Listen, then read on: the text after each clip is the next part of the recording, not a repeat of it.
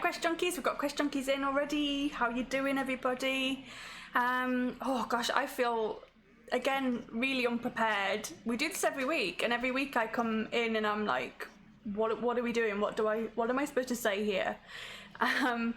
Welcome to another Fighting Fantasy stream. We're on season 3 and this is episode 5, so we're continuing with Eye of the Dragon. If you're new here and you have no idea what to expect, you still do that too, don't worry. Yeah, I have no idea what to say in this bit. Once we get into the actual game and playing the game, I'm absolutely fine, but this bit I always mess up and waffle way too much.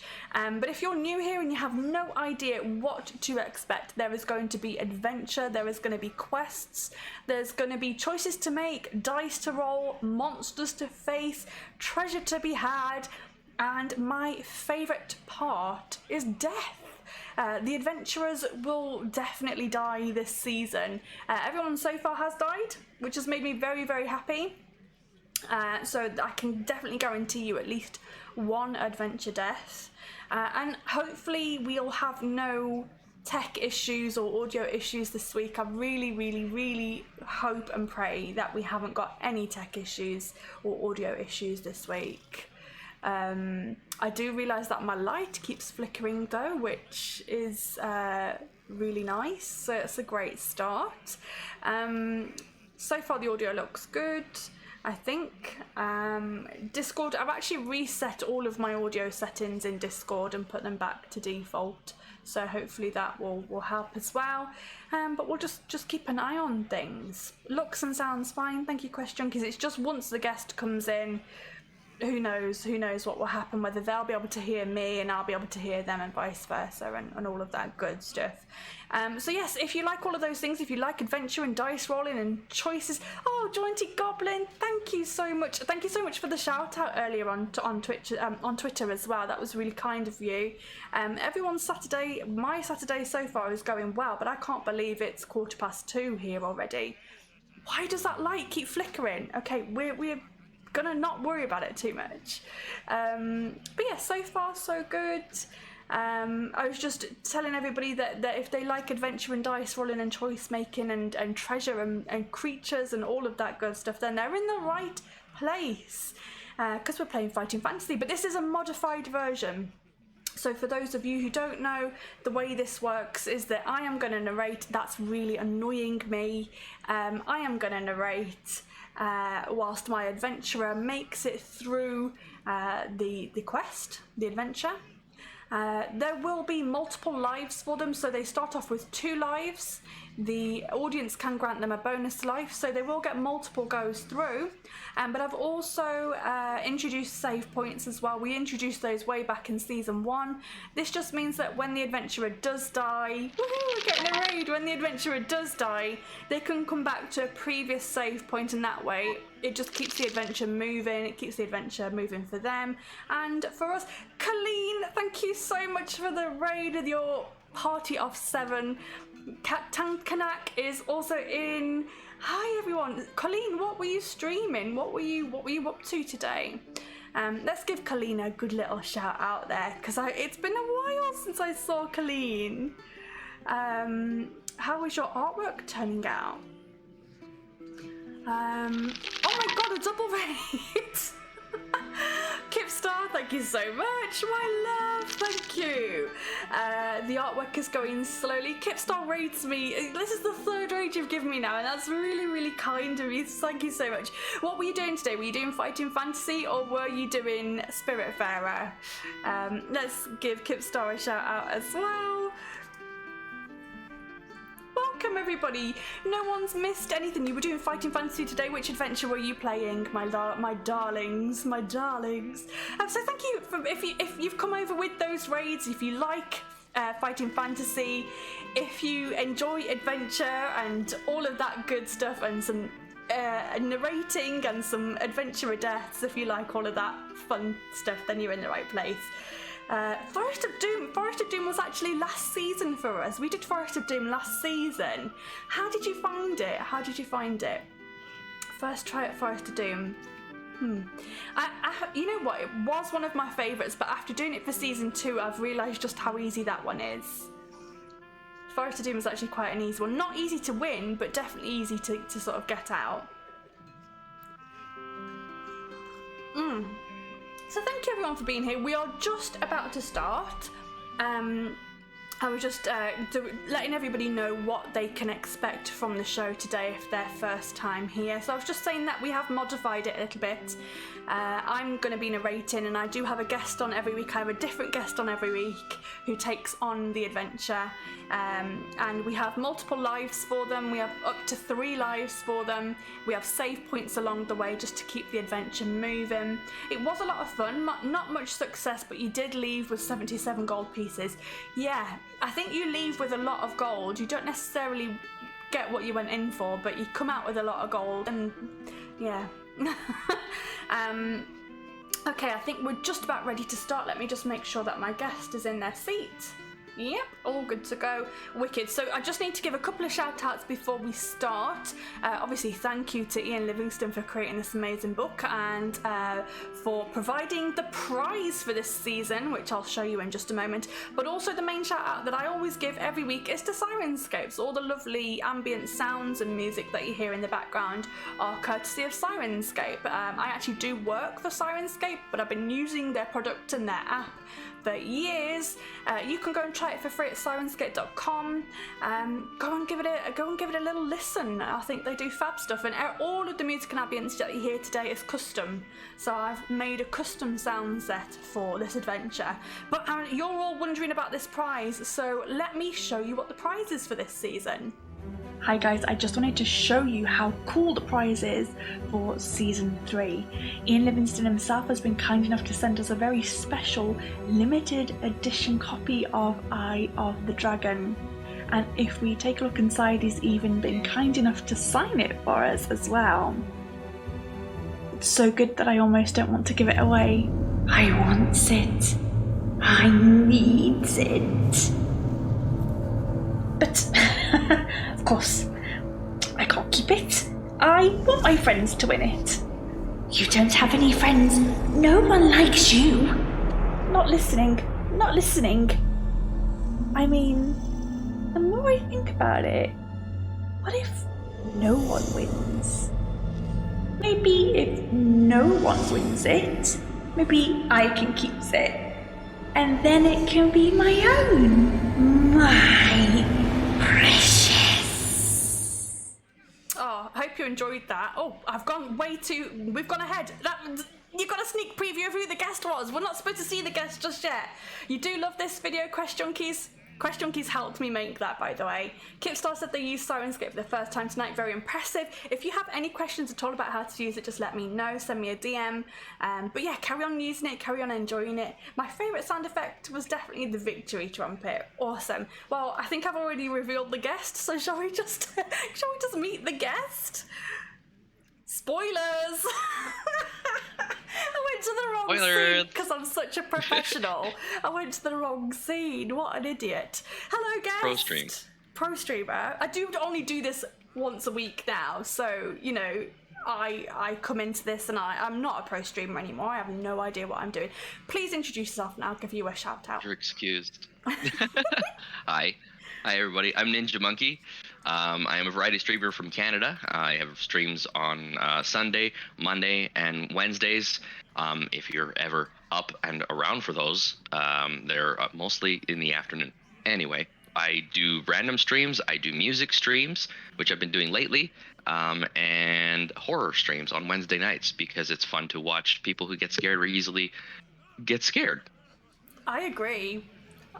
When I did my horror streams for Halloween last year, I was terrified, but they were great fun. Okay, so I can hear you absolutely perfectly. Can you hear me okay? So far, so good. So far, so good. Excellent, eh? Wicked. Okay, so you're going to be playing as Ash Pyle today. We saw Ash Pyle in Season 1 and they did not fare so well in Season 1. So I'm really hoping that Ash does better in this season. Yep, hopefully this season. Well, Ash Pyle did okay in second season. First season was someone else. I can't remember who it was. I think you were Ash Pyle for Season 1. I think you were jacked up last season. if I remember Something correctly. like that. Something like that. I seem to remember Ashpile getting attacked by birds quite a lot in the first season. Oh, that was jacked up. I named Ashpile because he was going into a forest, not a dungeon. There you go. I've got it the wrong way round. I've got it the wrong way round. Apologies. All good. I am really pro today. So pro. Cool. Let us find out what stats Ashpile has today, shall we? Do you have dice? Yeah. Have you got your dice? Let's find out. Yeah, I have my dice. I'm gonna have to roll for these. Okay. I did not roll for these. Okay, no, it's fine. I like to do them on stream. So for your skill, we just need to roll 1 die and add 6. Okay. 1 and add 6. That's Yeah. a 10. Ooh, nice. Stamina is both dice and add 12. You're making me do math this early in the morning? Sorry. How could you? Sorry, it was at how much? 12. 22. 22. Wow, that's pretty decent. That is very decent. And then your luck is just 1 die and add 6. 1 and add 6. 11. Nice. I'm rolling high today. You're gonna Yes. smash this. You're gonna smash this. I'm excited. How exciting. Okay, so no one has made this out so far. Everyone's died so far, so I really do wish you the very best of luck. Shall we find out how you came to be taking on the quest for the Eye of the Dragon? Let's. Like any seasoned adventurer, you are always interested to hear rumours about gold, diamonds, and hidden treasure. Unfortunately, you've been down on your luck recently and you're struggling to earn a few copper pieces needed for your food and lodgings. You're hoping that your luck will soon change.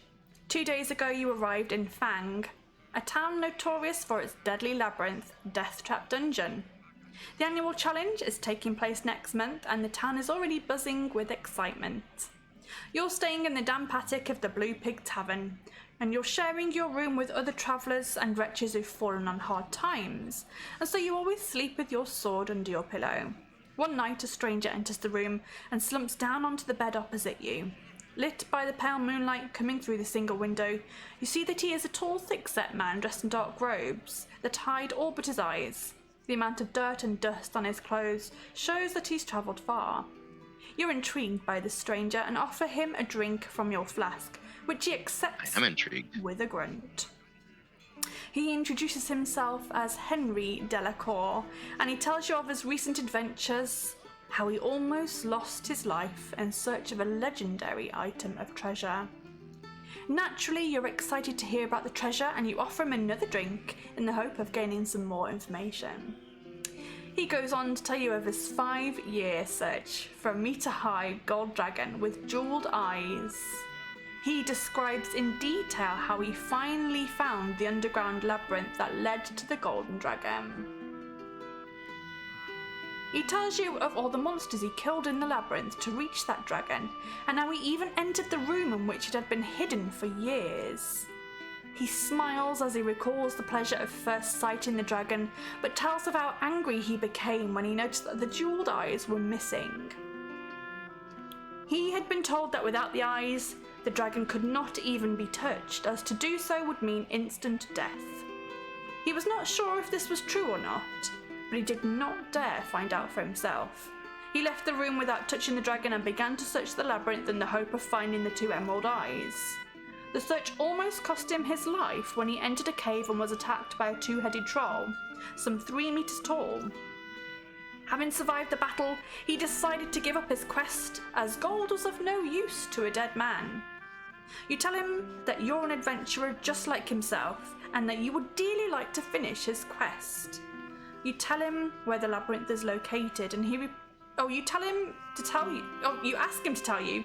Vicky can read today. Vicky can read. You ask him to tell you where the labyrinth is located, and he replies that he will, on the condition that if you find the golden dragon, you'll bring it back to him and share the spoils from its sale.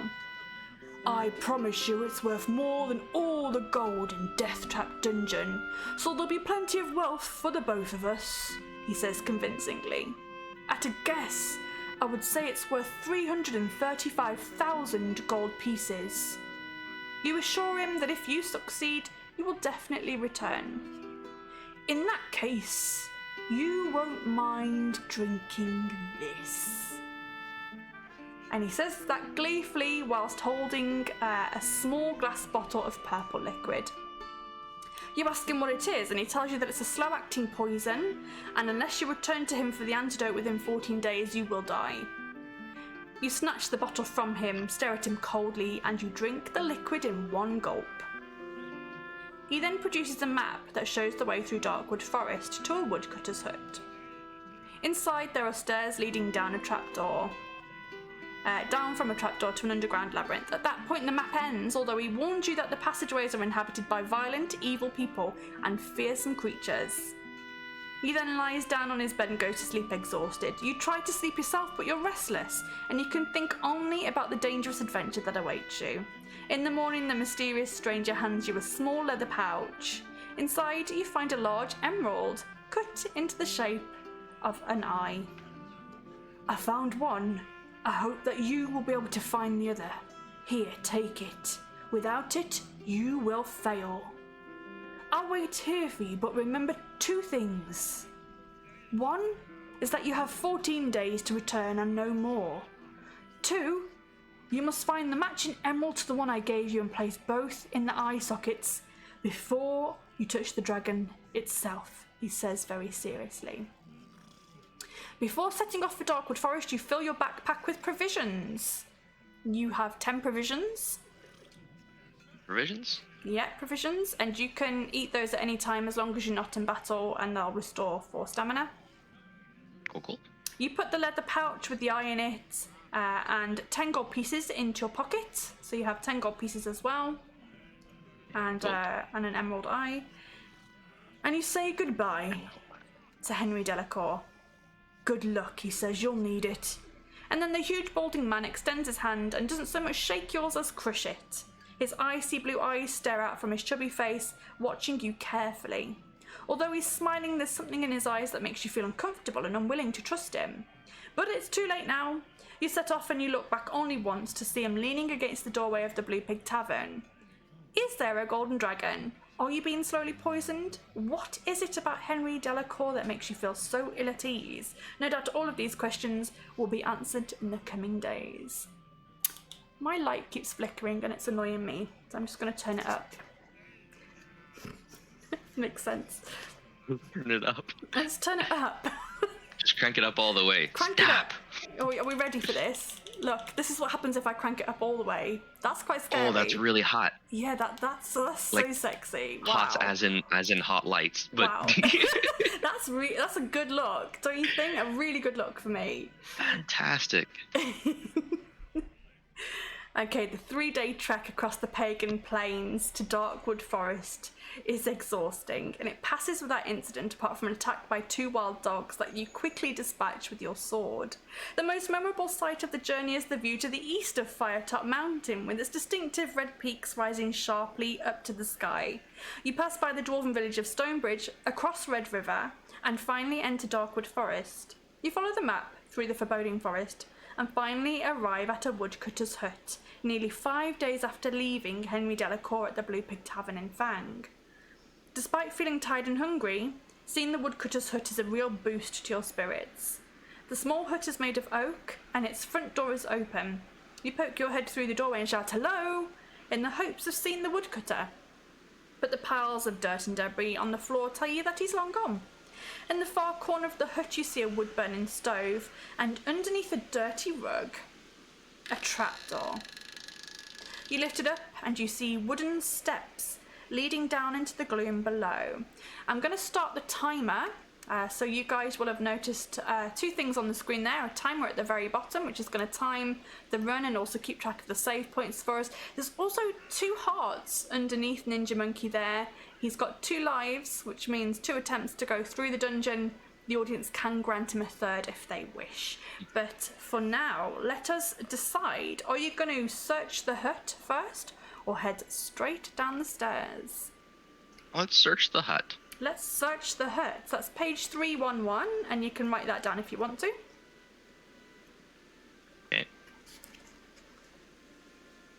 You open the drawers and you look in cupboards, but you find little more than broken crockery and general mess. You walk over to a pile of logs by the stove, and behind the logs you find a large axe with a broken handle. There is a strange inscription etched into the axe head, but it has no meaning to you. You're intrigued, and you put the axe head in your backpack, hoping that it may be of use to you later. So you now have an axe head with some strange runes on it. Oh gosh. Sorry about that. Got a little frog in my throat. Ribbit. I did have some honey before we started. It did work. Did it help? I think so. Nice. My throat was feeling really sore last night. Okay, I'm glad it helped. It did help. It was lovely as well. I love a bit of honey.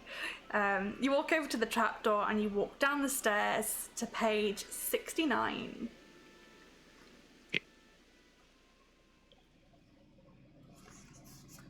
The stairs lead down to a gloomy, stone-walled corridor that is lit by a few flickering torches.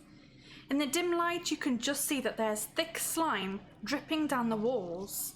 There's an unpleasant stench in the air when you hear a scampering noise and look down to see rats running across the muddy floor in front of you.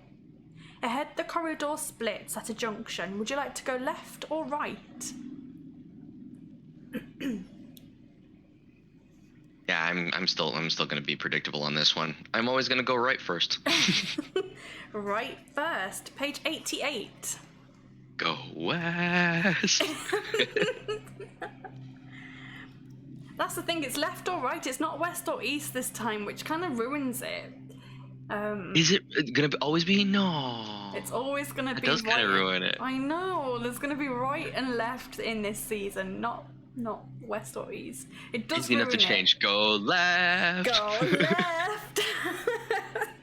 Exactly. But don't actually. We're going right. We are, but now we do turn left. So we've gone right, and then you turn left into another similar dark corridor. This passageway turns a sharp left and then continues straight on, soon arriving at the doorway in the right-hand wall. You press your ear to the large oak door and you hear somebody humming. Do you want to open the door or walk on?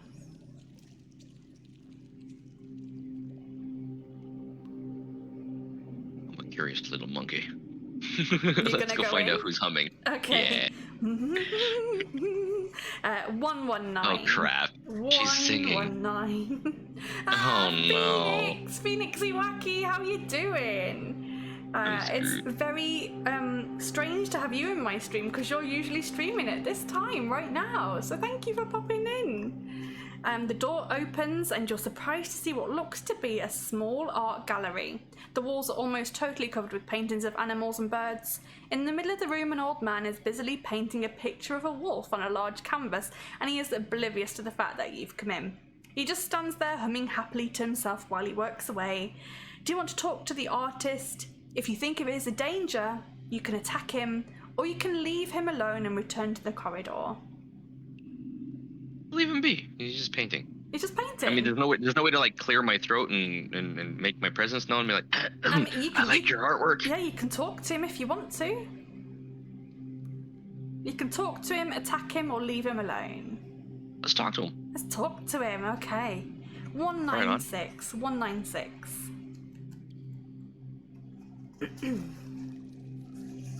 You cough to get the attention of the old man, who puts down his brush to look at you. He inquires of whether he can be of assistance to you, and you ask him if he knows the whereabouts of the emerald that you're seeking. He tucks in his beard and shakes his head. "We don't speak of the Eye of the Dragon here," he says nervously. "Most of those who've come treasure hunting down in the dungeons have never been seen again. I can't help you, I'm afraid, but would you like to buy a new painting of an owl?" He asks enthusiastically. "I only want 5 gold pieces for it." Do you wish to buy the painting for 5 gold pieces, or you can leave without buying the painting? Yeah, not right now. That's like half my That's half my gold. It is half your gold. Yeah. Nah, I'm good. Okay. It's nice. I'm just shopping right now. Okay. Leave without buying the painting, page 236. 236. Owl? What? Oh, did I miss something? I may have missed something. It's possible. It happens a lot. Phoenix says, a pleasure. My players are off enjoying Disney World. Oh, man. Not jealous. No, not in the slightest. Oh, man. I am incredibly jealous, but that means you get to be here with me, so that's nice. Okay, you soon arrive at another doorway in the right-hand wall, and above it there is a sign which reads Thomas Cornpepper Merchant. Do you wish to open the door or continue walking up the corridor? Let's open that door. Okay. 329 to visit the merchant. Okay. The door opens into a small storeroom that is lined with shelves from floor to ceiling. The shelves are crammed with tins, boxes, jars, bottles, pots, and objects of all shapes and sizes. Behind the counter at the back of the room stands an old man wearing a white apron. He bids you good day in a friendly voice and reaches down to produce a small chalkboard that looks a little bit like this. I don't know if you can see that. It says today's specials. We've got chalk, which is 1 gold, some garlic, which is 1 gold, a silver dagger, which is 3 gold, a carved wooden duck, which is 2 gold, some pickled pig's tails, which is 1 gold, some skunk oil for 2 gold, a wax candle for 1 gold, a fish hook for 1 gold, a tin whistle for 1 gold, and finally some dried mushrooms for 1 gold. Would you like to take any of those items?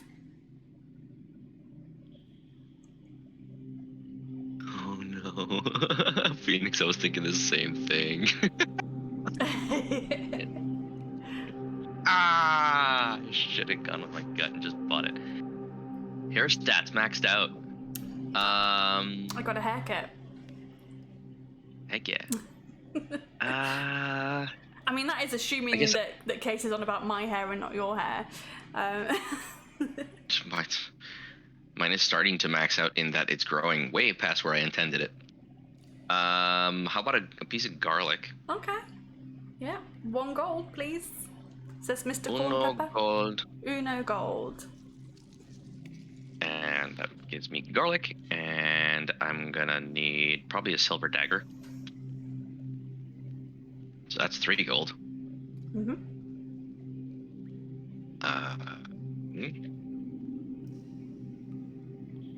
And a carved wooden duck.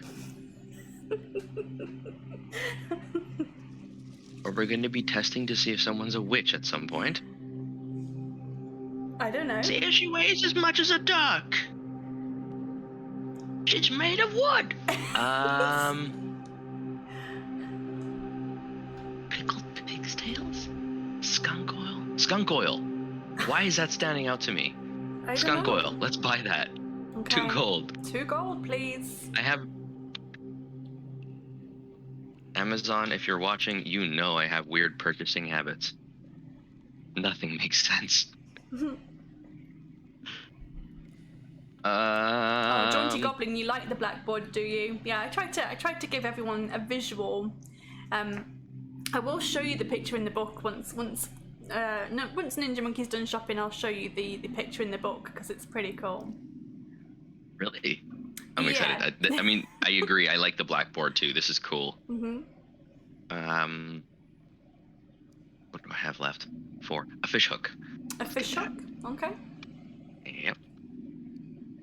And I'm almost out of gold here, but we'll see what happens here. Tin whistle and dried mushrooms. I'll take the tin whistle. Okay. You just never know what's going to be useful. Not really. Just kind of picking things, going by the gut here. Okay, are you... Gotta listen to my gut about the owl painting, but I feel like I'll be okay. I always trust my gut on stuff like this. Are you done shopping, sir? I have 1 gold left. Let me show you this. So this is actually Ian Livingstone. Oh, that is so cool. How cool is that? How cool. I thought that was a really great little thing to put in the book. Okay, you've bought everything you want to, and now you leave the room, turn into page 262. 262. 262. classic bit of art. I know, I love the art in these books. I'm using the wrong pen for this. I should be using one of my adventurer swords. Oh, heck yeah. I have a rack of sword pens next to my desk here. Oh my god, look how cool that is. You definitely need to be using that. Yep, and I have a little stone ninja monkey sitting in front holding one of the swords, So cool. And he's guarding a whole rack of like sword pens. You need to send me a picture of that later. I definitely will. Reference the Nat 30s have all their alerts as Holy Grail animations. You know what? I really want to get some new. I actually quite like my alerts, but I'd really love to get some new emotes done. I just don't know what I want yet. But seeing as Fighting Fantasy is the only thing that I stream now, I really do think that my emotes should be Fighting Fantasy themed. So if anyone has any ideas, you can either drop them into chat or pop them in my Discord. But on with the adventure. As you walk along the corridor, you step on a floor stone which gives a little under your weight. You hear a click as an arrow is released from a hole in the wall. You must test your luck. So roll both of your dice. You need to roll an 11 or below. So you have a luck of 11, which is very high. Remember, when you use your luck, you lose your luck. So your luck will go down to 10. Okie dokie. That's a 6. Nice. You are lucky. Good. You are lucky. The arrow misses you. You curse loudly, and you head on up the corridor to page 59. Bananas. You're like, fucking hell. Jesus Christ. Oh, I thought they were family friendly. I guess not.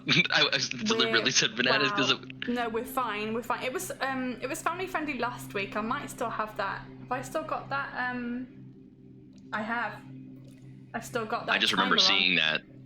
Yeah, no, it was family friendly last week. I turned the timer off for this week. We're not so family friendly. I don't think that we curse too much, but we're allowed to swear. No, we're not doing family friendly today. No, and ignore that. Fudging heck. Oh, fudging heck. Oh, shit. Fudging heck. Oh, did I say? I think I said 59, didn't I? The dark and musty corridor. Yeah, that seems about right. The dark and musty corridor eventually splits. Was that right? 59? I didn't have a chance to write it down because I was goofing off. I think it's 59. The dark and musty corridor eventually splits, offering you the choice of left or right.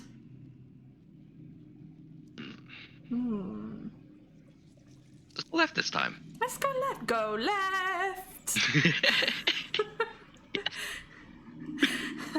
Oh, oops. Man, I am missing the go west already. Let me pop one in there just for funsies. Yeah! Yeah! Go left. Okay, we're gonna go left to page 250. I think I already said 250. I'll make sure I actually write that down this time. My delightful sword pen. It's because I end up working better than I thought. I end up catching chat and then I'm like, oh, where were we going? So it's really helpful if people write it down and remember what I said. The corridor turns sharply to the left and continues straight on. Further on, you come to a wooden door in the right-hand wall that has a bright yellow painting of a sun in the middle of it.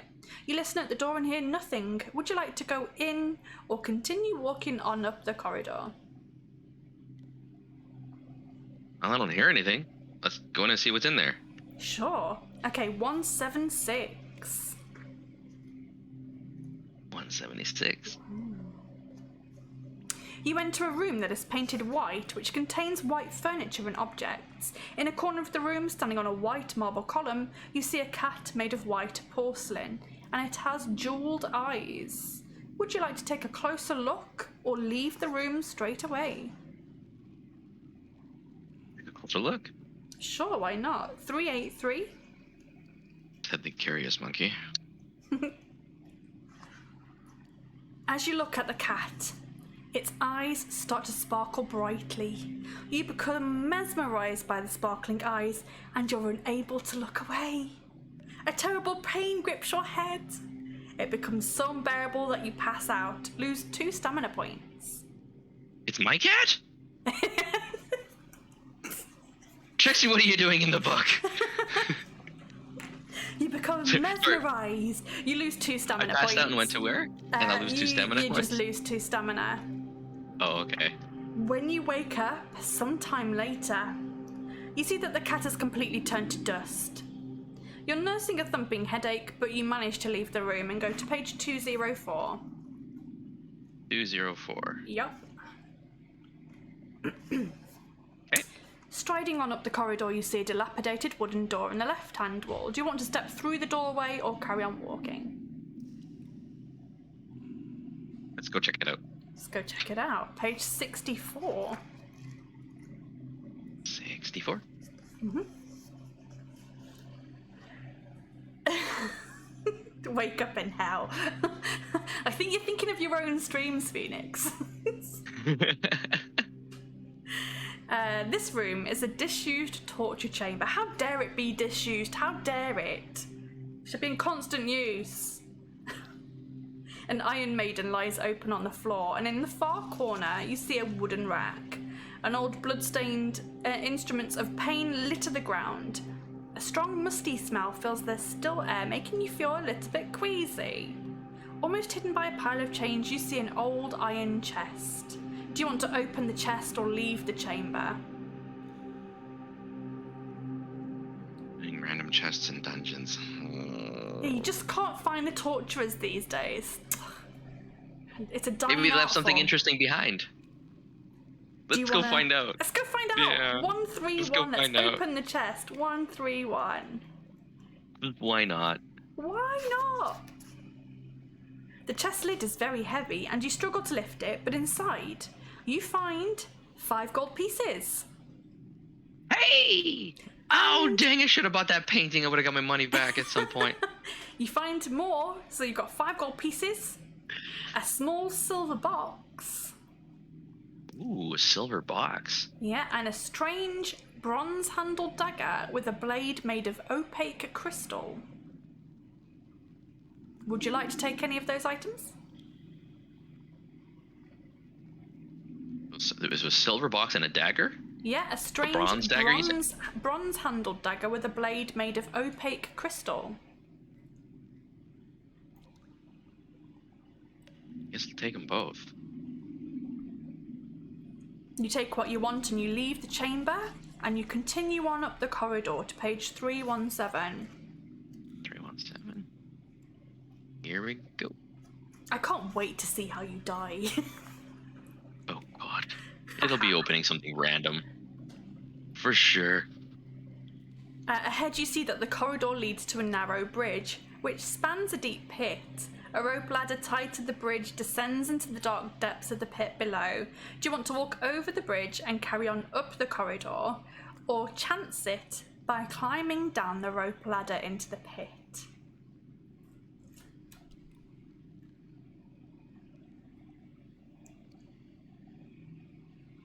Go on.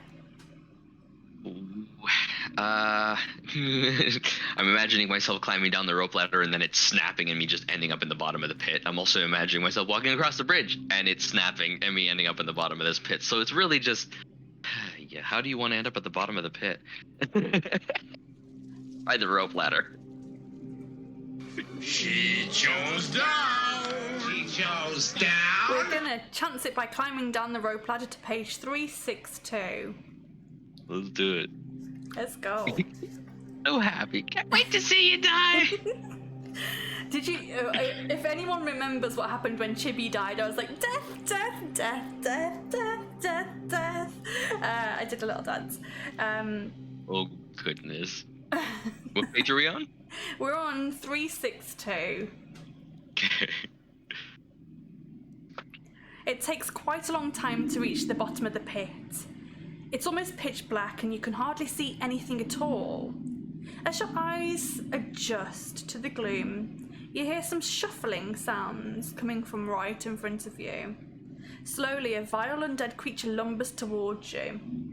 Its decaying innards protrude through holes in its maggot-ridden flesh. Its swollen tongue hangs down from its sickly purple mouth, and its deep sunken eyes stare straight at you, gurgling and hissing. The ghoul. It did growl. It is a ghoul. Steps forward to attack you now. You've faced a ghoul before. So you know what happens here. If it hits you 4 times, You will be paralyzed and eaten later. Okay, first battle. The ghoul has a skill of 8 and a stamina of 7. Narrator Vicky is scary. It's the only time that I get to be evil. It's great. Okay, battle time. 7. Here we go. 8 and 7. So roll both dice and add your skill and let me know what you come out with. Okie dokie. It's a little dark in here, and I'm wearing sunglasses. There we go, that's a 9. And what? Sorry, I'm adding my skill. You're adding your skill. 19. Okay, I rolled 8, 9, 10. I rolled a 14, so you hit it, and you deal 2 damage. Right on. Cool. Let's try that again. Oh. 17. I rolled exactly the same as last time. I rolled a 14, so you hit it again. It's down to 3 health. Yeah. Take that, you ugly ghoul. I got so cocky last time. That's also what happened. I got really cocky with the ghoul, and I was like, I got this! You were oh, like, jeez, it hit me. It's gonna be fine. How bad can it be? And then you died. The monkey's like, oh, crap. So I rolled a 16 this time. That was a 17. Okay, just about. It's on 1 health. He's kind of just teetering there, not really sure what to do next. Oh yeah! 19. Oh, I got a 17. It's dead. Yeah! It's dead. Take that, you ugly ghoul. If you win, turn to page 155. Big old W on that. And I think actually we'll save it there too. We'll class that as your first save point. That's a save point? It is. So I'm trying to do this new thing where I'm actually drawing little pictures instead of writing things into my map. Oh, okay. So now I'm trying to draw a floppy disk. This is interesting. I don't think I've actually tried to do that for a long time. And you've There, made it to save 22 minutes and 10 seconds. You've got a Sweet. skill of 10. What's your stamina on at the moment? 20, I believe. 20. Well, let me. Oops. Wrong screen. Here we go. Don't 20. worry. Yeah. Nice one. Okay. I'm the nerd that uses Excel for this. That's fine. That's fine. You do you. Whatever helps you keep track of stuff. It's so weird that a floppy is still an icon for save. I know, right? It's so weird. There is a whole generation who will have no idea what a floppy disk is. Try finding a real one, showing it to a kid, and they'll ask you why you 3D printed the save symbol. No way! No! Really? I've seen it happen. No! More than once. That's ridiculous. We were watching Fear Street, and the first Fear Street was based in the 90s, and they had like a mixtape on an actual cassette tape. And I was like, I wonder if the actors even know what one of those actually is, when if they had to ask how to use it, because yeah. I can't believe, oh man, cassette tapes. I use mixtapes as an analog for something when I'm teaching, and the only reason I'm able to do that is because the majority of my students are at least over the age of 35. Yes, yeah. It's the only reason I'm able to actually do that, and usually when I bring it up, they go, "Oh, wow, yeah, mixtapes. Wow, yeah, I remember that." I remember there was when I was at school, there was a boy that really fancied me, and I sort of extorted him for some stuff, but it was kind of like I really wanted to listen to like the Green Day albums and the Linkin Park albums, and he's like, I can put them on a cassette for you, and I was like, that'd be great. And that's the only reason that I got those albums, is because he put them on a little cassette tape for me, and I thought that was really cute. I probably still have them somewhere. I Like You mixtapes were the best. Make a special mixtape for somebody, be like, yeah, I was thinking about you and I made this for you. It's so cute. It's so much effort. So you pause and think about it. You're like, wait a minute, how long did you sit in front of the radio to make this mixtape? I know, it's a lot of effort. It would have been a lot of effort. That's how you know they really care about you. They've thought about it. Nobody does that anymore. No, not really. No one does that anymore. Mum warned me about girls like you. Oh, no, I think he was really sweet. I just did not fancy him at all. But yeah, I let him make me cassette tapes. Oh, anyway, less about that. Oh my god, we've got far too personal here. Let's head on over to page 155, shall we? Some of those are the best moments. Let's just put the wall back up. Boom, boom, boom, boom, boom. Put that wall back up. Exactly. Right, 155. Here we go. As you walk back to the rope ladder, you stumble over something on the floor. You reach down and pick up a heavy... Oh, you want a timer? Oh, never mind. No, wait. There's a delay on my screen, and it didn't look like you started the timer. I was just going to remind you to start the timer, but you did start the timer, so never mind. I did it. You reach down and you pick up a heavy shield. You sling it over your shoulder and you climb back up the ladder onto the bridge. In the dim light of the corridor, you see that the shield is etched with strange runes around its edge, and it's been polished so much that you can see your own reflection in it. You feel it was worth a fight with the ghoul after all, just to get something so magnificent. And you set off down the corridor to page 193. So you now have a really cool shield. Oh, Phoenix! Thank you so much for the support earlier. The winners were stoked. Oh, that's wicked. That's awesome. I'll catch up with you afterwards, and we can talk about it. Page 193. 193. Where did I get that from? The corridor comes to an end at a junction with turnings to the left and right. Would you rather turn left or turn right? Go left again. Left. Go left. Go left. Oh god, I'm gonna have to keep typing in west on it. I probably should get like a stream deck or something, and then I can like press the buttons. Just do some. You have an iPad or something? No. Or any kind of tablet? I think we have like a Kindle somewhere. But it's fine. I don't mind just typing in west every now and again. It's fine. You're gonna go left. Page 54. Got it. The corridor soon turns sharply right, and you arrive at a doorway in the left-hand wall. The door is slightly ajar, and through it you can hear a woman's voice chanting a strange rhyme. Do you want to open the door or carry on walking on up the corridor?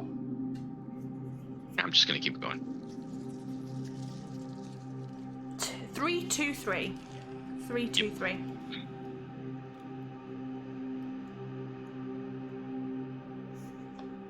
You arrive at the entrance to a cave in the right-hand wall of the corridor.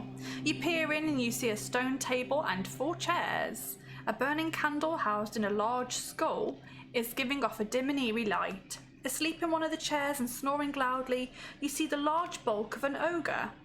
It must be at least 2 meters tall. Its lumpy face is green and its open mouth is drooling spittle down its hairy chin. It's wearing animal skins and has a strange necklace made out of rat skulls.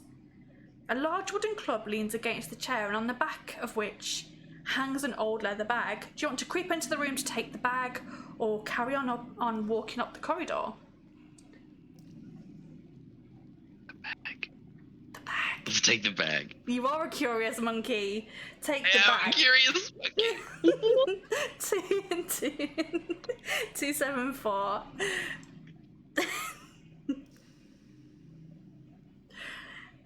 As you tiptoe across the floor, you step on a rat skull. Cracks under the weight of your boot. Test your luck. So you need to roll both dice. It needs to be a 10 or below. A necklace. That's a fashionable ogre, I know, right? That one took a moment to stop. So that's a 4. Okay, you are lucky. Your luck goes down to 9. Delightful. You are lucky, and you turn to page 23. Ooh. The ugly ogre grunts and snuffles, but doesn't wake up. Sweat runs down your brow as you reach the chair. The smell of the ogre's unwashed body fills your nostrils. Slowly you lift the bag off the back of the chair and you tiptoe out of the cave. In the corridor, you open the bag to find a dagger and a gold ring. which fits nicely on the thumb of your left hand. So you've got a dagger Nice. and a gold ring that fits perfectly. You breathe a sigh of relief and you walk on to page 139. 139? Yeah, I just don't know why you would risk slipping on a random ring. Didn't do anything though. Nope. I'm glad it didn't do anything, to be honest. Just puts on the ring. You put it on, you're like, this is a really nice ring. The corridor eventually comes to an end at a solid oak door. You try the handle and you're surprised to find that it's unlocked. Slowly you open the door into a dark room. The only light inside comes from a burning candle on a shelf on the far wall. Something else on the shelf catches your eye as it sparkles and shimmers in the light. Do you want to examine the sparkling object or close the door and walk back down the corridor? Sparkle, sparkle. Let's go take a peek. Sparkle, sparkle. Gems sparkle, so let's go take a look at what's sparkling. 381. 381. Bam. All that glitters is gold? Not necessarily. The room is empty, except for the sparkling object, which you see is now a crystal pendant mounted on a silver chain. Do you want to wear it around your neck or leave the room without the pendant?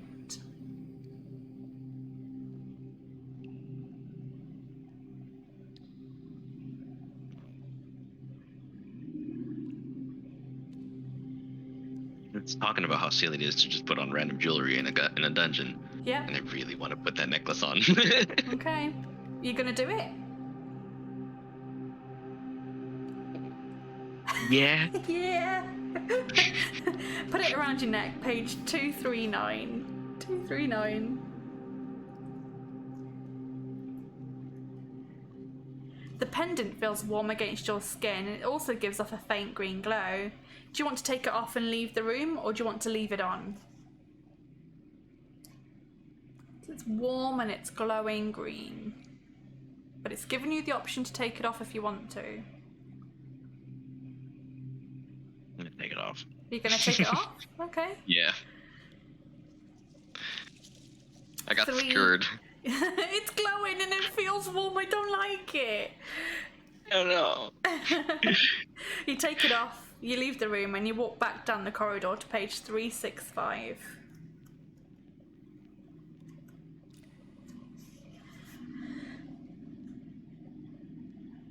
Cool.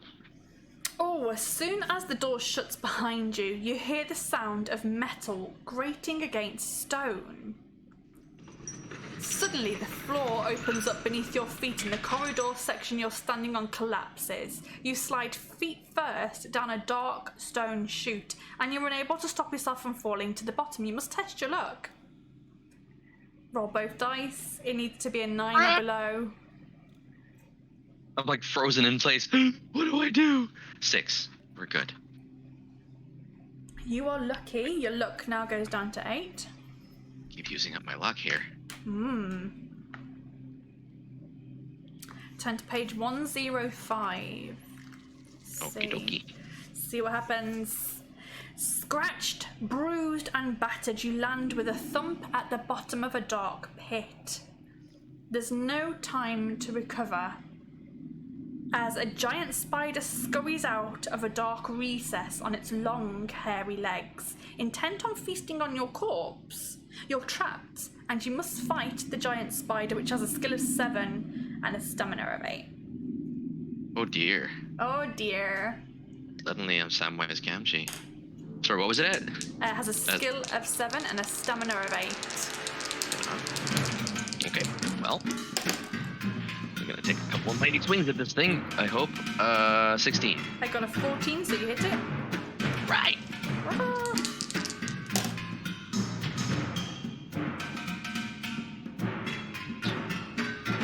Oh, I love the battle music. 17. I got a 13, so you hit it. Nice. It's on 4 stamina. Uh-oh. 12. I got a 19 this time. Oh. So I hit you for 2. Yep. remember, is that permanent? Or It is until you. So some provisions after the battle. You can have some provisions afterwards. Yes. Yeah. Okay. But yeah, it hits you for 2. Cool. Phoenix, yeah, I think it is back at the gate. Yeah, I'll check afterwards, but I'm pretty sure it is. Trying to give these a really good shake. All right. Okay. No, it's fine. Oh no, I can't see it. 15. I only rolled a 10, so it's on 2 stamina now. I rolled terribly. Lady Luck smiles. Yeah, I thought I was rolling bad there. Definitely not this time. The 20. 13, it's dead. Yeah. It is dead. If you win, turn to page 21. 21. Yeah. You crawl into the dark recess, which leads to the giant spider's lair. Your face brushes against a thick, sticky web, which you claw at blindly with your hands. As your eyes adjust to the darkness, you see some items among the debris. I'll read them out and then you can decide if you want to take any of them. There's a glass ball, a broken dagger, an iron key with the number 34 stamped on it, a short stick which has been sharpened at both ends, and a leather pouch. Would you like to take any of those items? The key in the pouch. The key and the pouch. So the key has the number 34 on it. Mm-hmm. Inside the leather pouch, you find an exotic yellow flower that is dry and withered. It gives off a wonderful aroma, and you feel immediately energized and strong. You can add 1 skill point and 1 stamina point if you've lost any of those. I don't think you've lost any skill yet, so you can't up your skill, but you can up your stamina by 1. Cool. After taking those items, you climb slowly out of the pit and you carry on up the corridor to page 98. And I will save it there. 98. 98. You've made it to 33 minutes 46. To win this season, you need to complete the adventure fully without dying, and you'll need to complete it the quickest in the season. So. Okay. No one's made it out so far, so you don't need to worry about that. Can you tell me what your stamina is at the moment, please? Stamina is 19, I believe. 19, luck of 8. Yep. Cool. Okay, we're going to head on over to page 98. Yep. If you need to take a break at any point, just let me know. Sure. But I'm thinking I'm good to trudge ahead. Good. You continue along the dimly lit corridor until you come to another doorway in the left-hand wall. The door is unlocked. Would you like to open it or carry on up the corridor? No, I'm gonna open it. Let's open it. It's unlocked. Yeah. Might as well. 167. 67. Got it. The door opens into a marble-floored room, and in the middle of which stands an ornate stone table. 2 shining breastplates lie on top of the table, 1 made of bronze and 1 made of iron. Would you like to try on the bronze breastplate, the iron breastplate, or neither of these things? You can leave the room and continue on up the corridor if you wish. I'm gonna try the bronze one. The bronze. Page 3. Yeah. Page 3 for the bronze. Cool. The breastplate fits perfectly, but it's not what it appears. It was made by an evil sorcerer who cursed the metal from which it was made. Even though you think the breastplate will defend you, the curse has actually weakened you. Lose 1 skill point, 1 luck point, and 3 stamina points.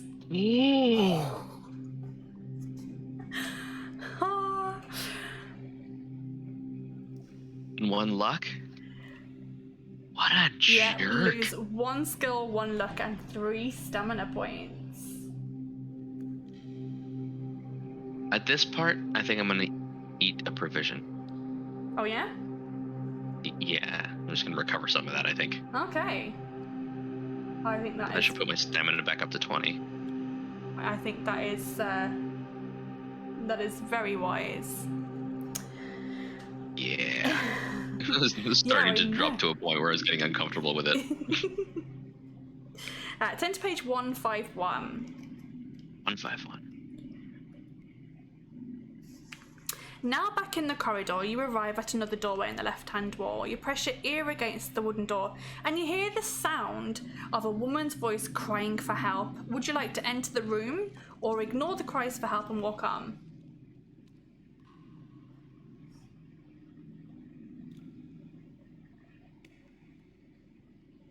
It's a trap.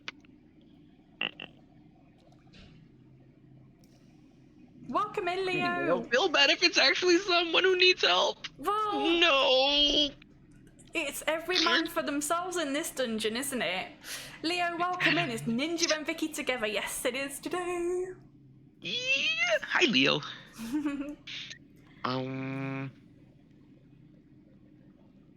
can't help it. I'm gonna go help. You're gonna go help, okay? Probably gonna die. Enter the room, page 225. Okay.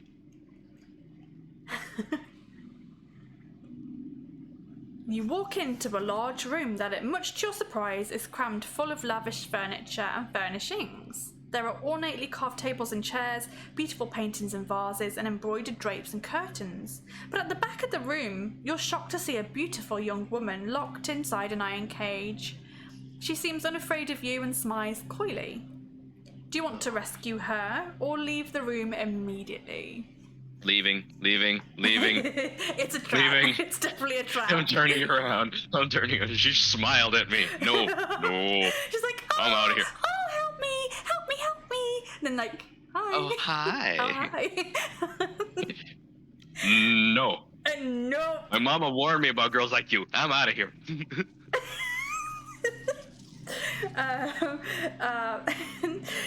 Leave immediately, 116. Okay. You walk hastily up the corridor and you see an iron gate in the right-hand wall. Through the bars, you can see a room painted entirely green. The room is filled with hundreds of tall plants, which give off an unpleasant smell. Do you want to open the gate and enter the room, or keep on walking on up the corridor? They smell funky. Yeah. Yeah. No, let's keep going. Keep going. Okay. 142. Eh, Your mother obviously doesn't teach you that if something smells or tastes bad, it's probably good for you. I know. Ahead, in the corridor, you see a stone archway. Its centre stone is carved in the shape of a skull. There is a second archway about 20 metres beyond the first, and two alcoves in between. Standing motionless in the alcoves are two tall skeletons armed with swords, helmets and shields. With your sword drawn, you step slowly under the first archway. As you do so, the skeletons' heads crane towards you. Would you like to try to run past them, or stand and fight?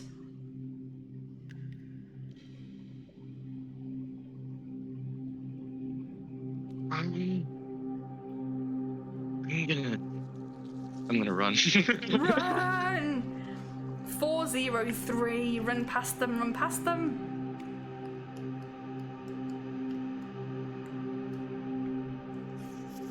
What number was that? A 403. You're doing well so far.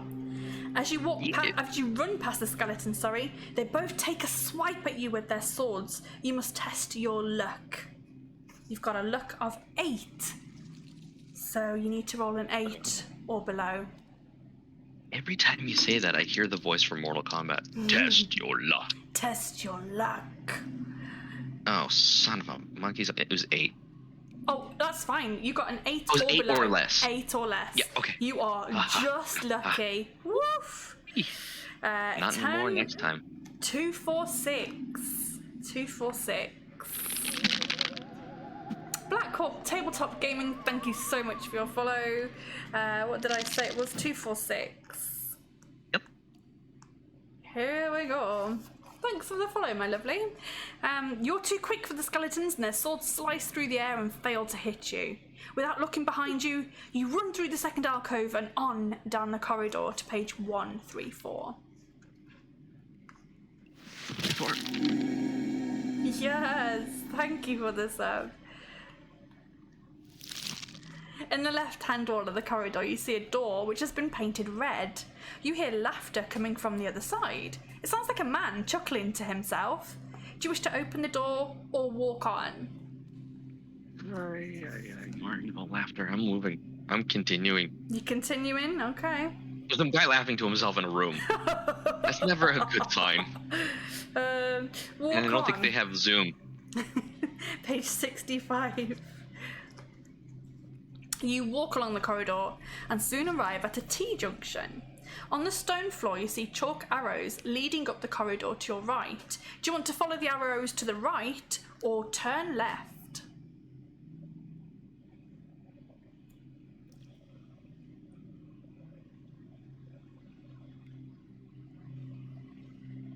Follow the arrows for a sec. All right, okay. Follow the arrows. Monkey's been stopped.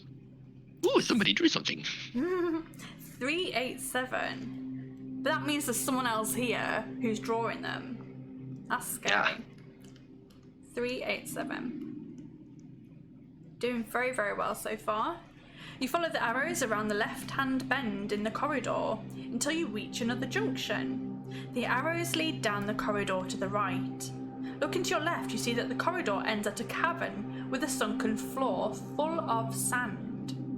Several objects are sticking out of the sand, but it's hard to tell what they are from such a distance. There is a shovel lying on the sand in the centre of the pit, though. Do you want to grab the shovel and dig out the objects from the sand? Or follow the arrows? Oh my goodness! We have got a bonus life for you. Thank you, Leo, for that. Leo, you really didn't need to do that. But that's much appreciated. Thank you for the extra life. Bonus hearts. Look at Gonna that. come in handy. Okay, so what would we like to do? Oh, I'm so very split on taking advantage of the fact that I have a bonus life. You're gonna get cocky now. Just trying to not die, because it's very clearly some sort of a trap. Especially if I pick the wrong thing. I'm just gonna follow the arrows. Okay, follow the arrows. Page 248. Use it wisely. Yeah. Yep. You follow the chalk arrows until the corridor comes to a dead end, where you see a chalk circle on the floor. Hanging through a hole in the ceiling above the circle is a thick rope. You pull on the rope. You can pull on the rope if you want to, or you can walk back down the corridor. So you've followed the arrows, and they've stopped at a circle of chalk, and there is a rope hanging from the ceiling. Do you want to give it a pull or walk back down the corridor? I have a very Home Alone 2 image happening in my head right with now. with the bag of cement. Yeah. Slam videos, thank you for the follow, my darling, thank you. Not a trap at all.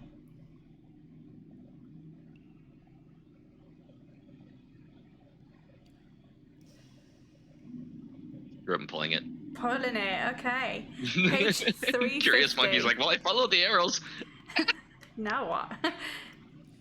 When you pull on the rope, you hear the sound of a bell ringing. Ring, ling, ling, ling.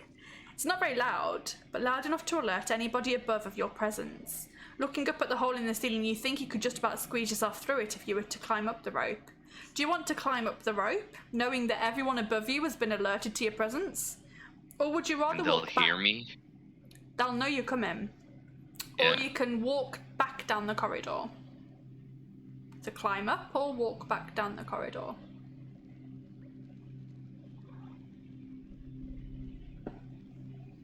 Well, I've accepted their invitation this far. I might as well go meet who drew the arrows. So Sure. let's very noisily climb up this rope since it's attached to a bell. Page 8. You climb slowly up the rope and you peek through the hole in the ceiling. You find yourself looking inside a cluttered room filled with all sorts of objects. Chests, armour, weapons, statues, vases, idols, sacks and boxes. It looks like a storeroom full of stolen loot. You cannot resist the urge to pull yourself up through the hole and have a rummage through the loot. You're almost through the tight-fitting hole when suddenly 3 short humanoids, just a metre tall but with large heads and mean-looking faces, jump out from behind the boxes armed with clubs. They shout at each other in high-pitched, twittering voices, and one of them rushes forward to whack you on the shoulder with its club before you can free your hands to defend yourself. Lose 2 stamina points. Oh. You're being attacked by shot. thieving Niblix, who love nothing more than to trap unwary travellers, beat them to a pulp and rob them. If you want to drop down to the corridor below, you can, or you can fight the Niblix. They've got all that many of them are treasure. there? There's 3. Fudge. They've got so much treasure. I wonder what they've grabbed. I wonder what they've got. Hold on. Well, I'm at 18. I've only lost 1 point on my skill. It's a pretty decent roll. Let's do it. Let's do it. I'm gonna fight these guys. Treasure! Exactly. 2, 3, 1. 2, 3, 1. Grab a second sword. Let's go. 2, 3, 1. 2, 3, 1. As you climb up into their lair, another of the Niblix lands its club on the back of your on the back of your head. If you're wearing a helmet, lose 1 stamina, but you're not wearing a helmet, you lose 3 stamina. That was a hard hit. It was a hard hit. Bruised and battered, you draw your sword to fight the Niblix one at a time. They're really easy though. Okay, first one has a skill of 4 and a stamina of 3. Oh dear. Second Just a little one, run. they're really tiny. What is happening today? Where are all these new follows and stuff coming from? That's amazing. Thank you, Ginger. First one has a skill of 4 and a stamina of 3. Second has a skill of 5 and a stamina of 2. He's just a wee one. Mm. And the third one has a skill of 3 and a stamina of 4. You came from Twitter. Thank you. Wicked. I am quite active on Twitter. Okay, let's get into some battle, shall we? So you're going to fight them one at a time. So the first one's going to come up and have a hit. And oh yeah, right. That's different. 18. I only got an 8 total. He's already on 1 health. That brings him down a bit. Mm-hmm. Try that again. Take another big ol' swing. 16. A 12 from me, but he's dead. So now the second one comes up, gives you a kick in the shin. And I'm like, you assaulted me. 13. I got a 15. Ow. Yeah. So he hits you for 2. Okay. Give that 8, that provision. I probably deserve that. Oh, I have a spinning dice. It's spinning on its point. 1 sec. Oh. Yeah, that was a 16. Ooh, nice. I got a 5, 11, 12. So that one's dead. And the last one comes up. He takes a mighty swing at you. Probably pretty mighty too. 12. I got a 6 total. No way! Yeah. Well, he's only got a skill of 3 and I rolled a 3. So, Okay, fair. okay, he needs to land 1 hit. He's got 2 health left.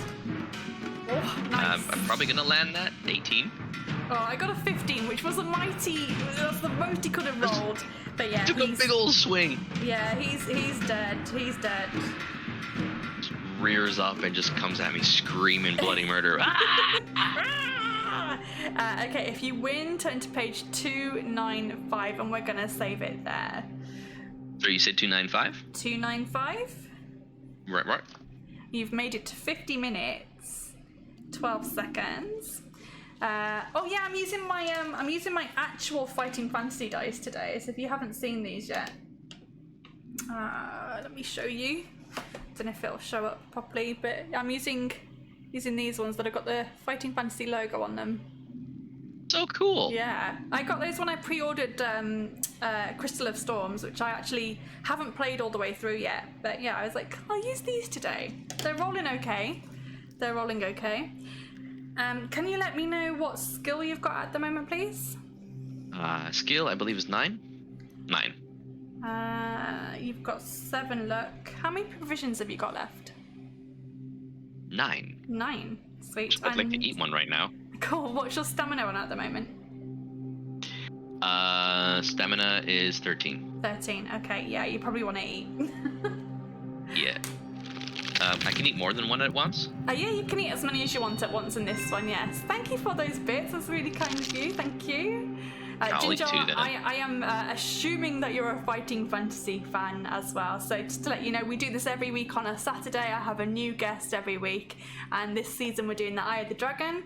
And the prize this season is a special limited edition copy of Eye of the Dragon, which has come straight from Ian Livingston himself, and it's been signed, which is super cool. And I want to keep it for my own. I don't want to give it away. Okay, so I'm hoping that no one wins this season. So far, no one's won.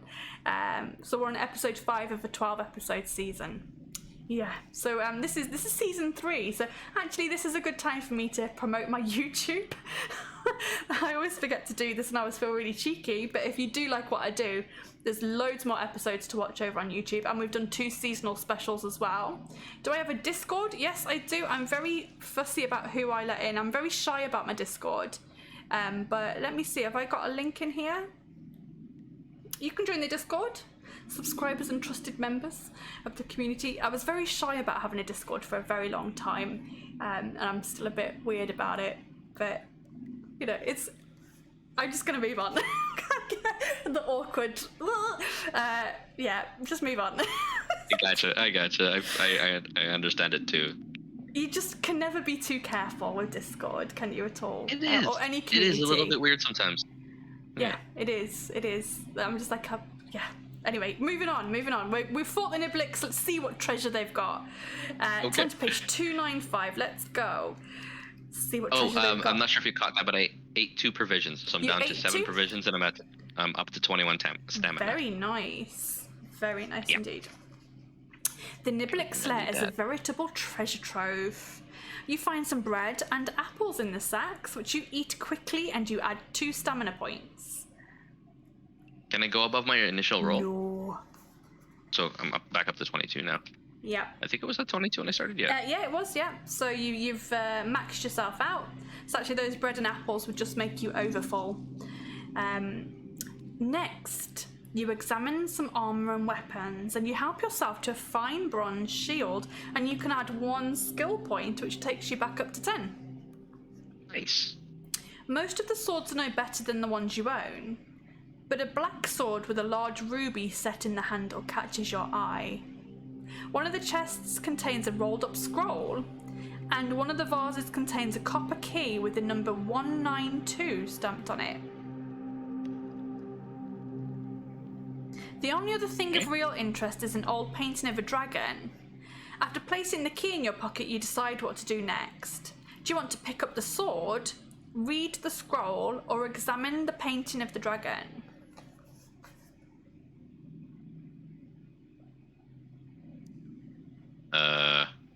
Pick up the sword. Pick up the sword, page 345.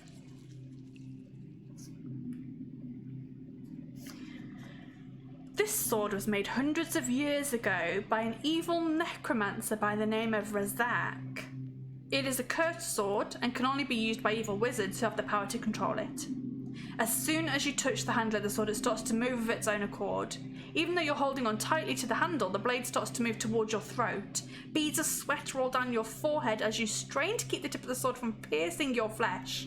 Are you wearing a gold bracelet? I don't think so. I don't think so either. No, I've got a gold ring. You don't have a golden bracelet. Let's turn to page 93 and see what happens. Was that 93 you said? 93! There's nothing you can do to stop the blade piercing your throat. You sink to your knees slowly as blood pours from the deep wound. Your adventure ends here. Fuck.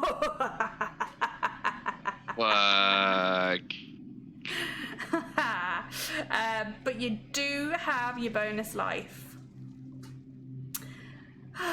so you'll be fine. But for now, let's give you this. Yeah. And I'm just gonna do a little bit of fiddling with the hearts here. Chuckles and evil, exactly. I love doing an evil laugh. Happy so dance. You still have 1 life and a bonus life left. Yes, Death. Yes. I'm still all right. Yes. You can hang on. You can go straight back in there. You can be like, oh, that was just a premonition. So you can go back to the previous save point at 50 minutes and 12 before you picked up the sword. Let's do that. Let's do that. Okay. Let me change it. You've only gone back a couple of minutes. Let me change the timer here. 50 minutes and 12 seconds. Strange thing. 50 minutes and 12 seconds.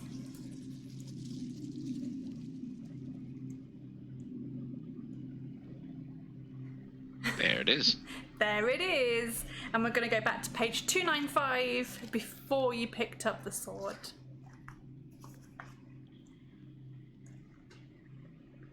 Okay.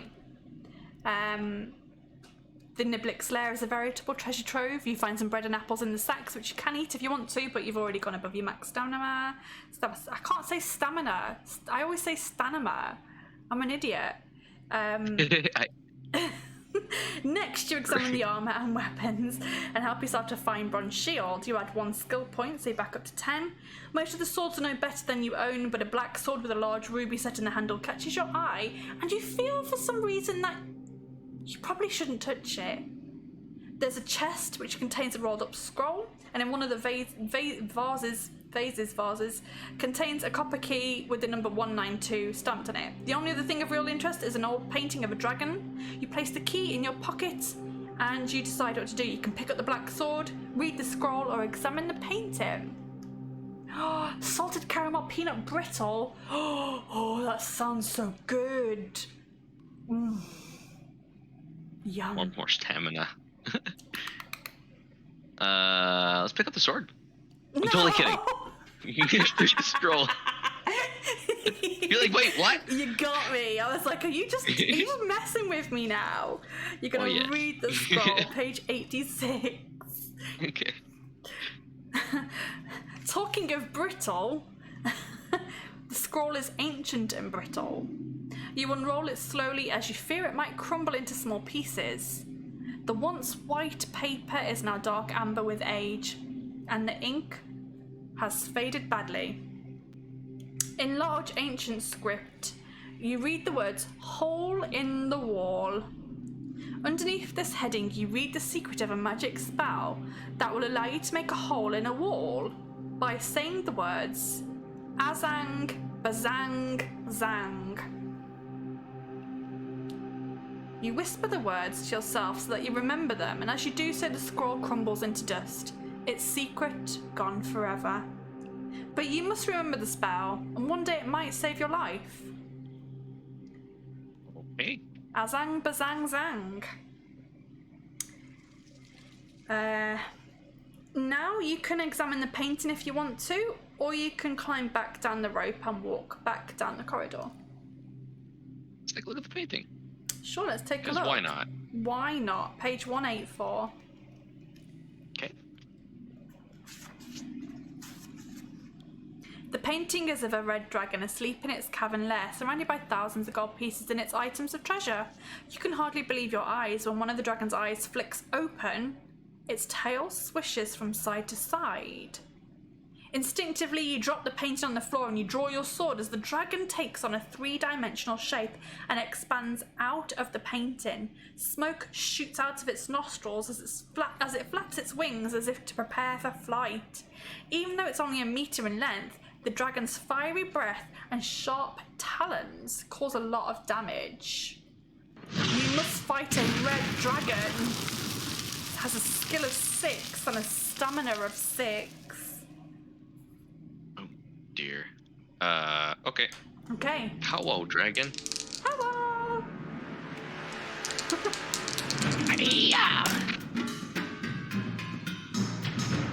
I was figuring it was kind of weird. I haven't run into a dragon in any of these yet. So finally, here we go. We have our dungeons and we have our dragons. Does it have green eyes? No, it doesn't, anti-chat, but hi, welcome in. So I have rolled what am I at? 16. I have rolled a 13, so you hit it.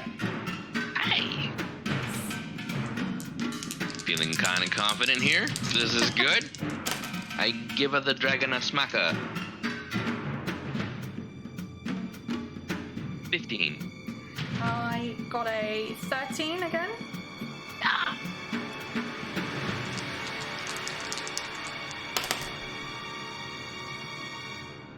I'll have to die. No. It's on the floor here somewhere. Haha. Wow. It's like gone. 1 sec. No worries. There it is. Time is still running though. I'm not pausing for this. Nope, it's all good. I get it. Ow. Ow. 18. 18. I rolled a 14. It is dead. Whew. I whooped the dragon. You whooped its ass. If you went onto page 391. 391. The dragon drops to the stone floor with a dull thump. It begins to lose its three-dimensional shape and is soon nothing more than a red stain on the floor. You can pick up the sword, read the scroll. No, now the only thing that you can do is climb back down the rope and walk back down the corridor. I love the colour coordination on Ash's shelves. I think we've had this. That would be Mrs. Pyle. Yeah, Mrs. Pyle.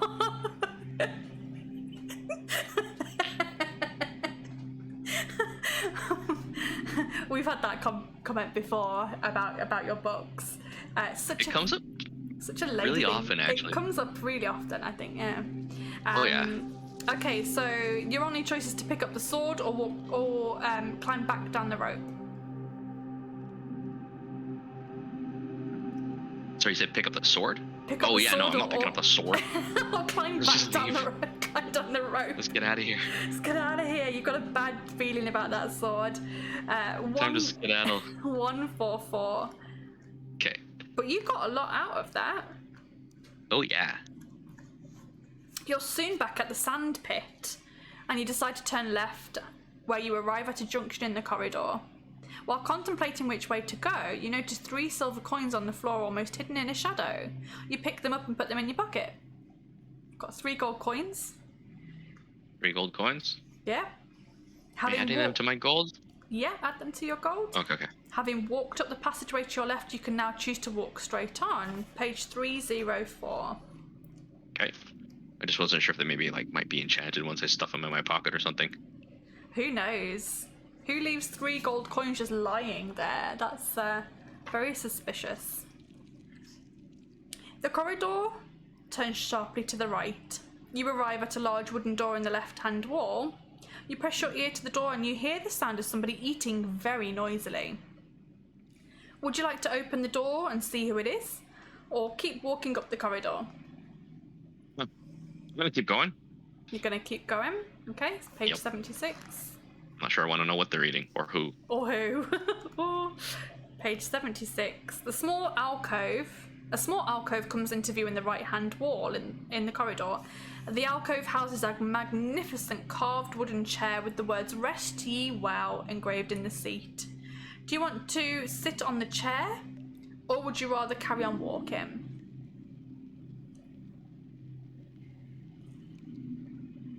No, I'm gonna keep going. Okay. I'm not gonna chance it. 220. I have a bad feeling about that chair. 220. As you walk along, I think because you've played the other 2 seasons, I think you're getting suspicious about all sorts of things now. I am. I'm suspicious of my own curiosity. I'm like, ooh, I should sit on the no. That means don't do it. As you walk along, you notice a trail of dried blood on the floor, as though a wounded creature has been dragged along the floor. You follow the trail of blood to a door in the left-hand wall, which has a strange symbol crudely etched into it. Whoever was wounded must have been dragged into the room or corridor on the other side of the door. You press your ear to the door and hear the sound of somebody moaning in pain. Would you like to open the door or walk on up the corridor?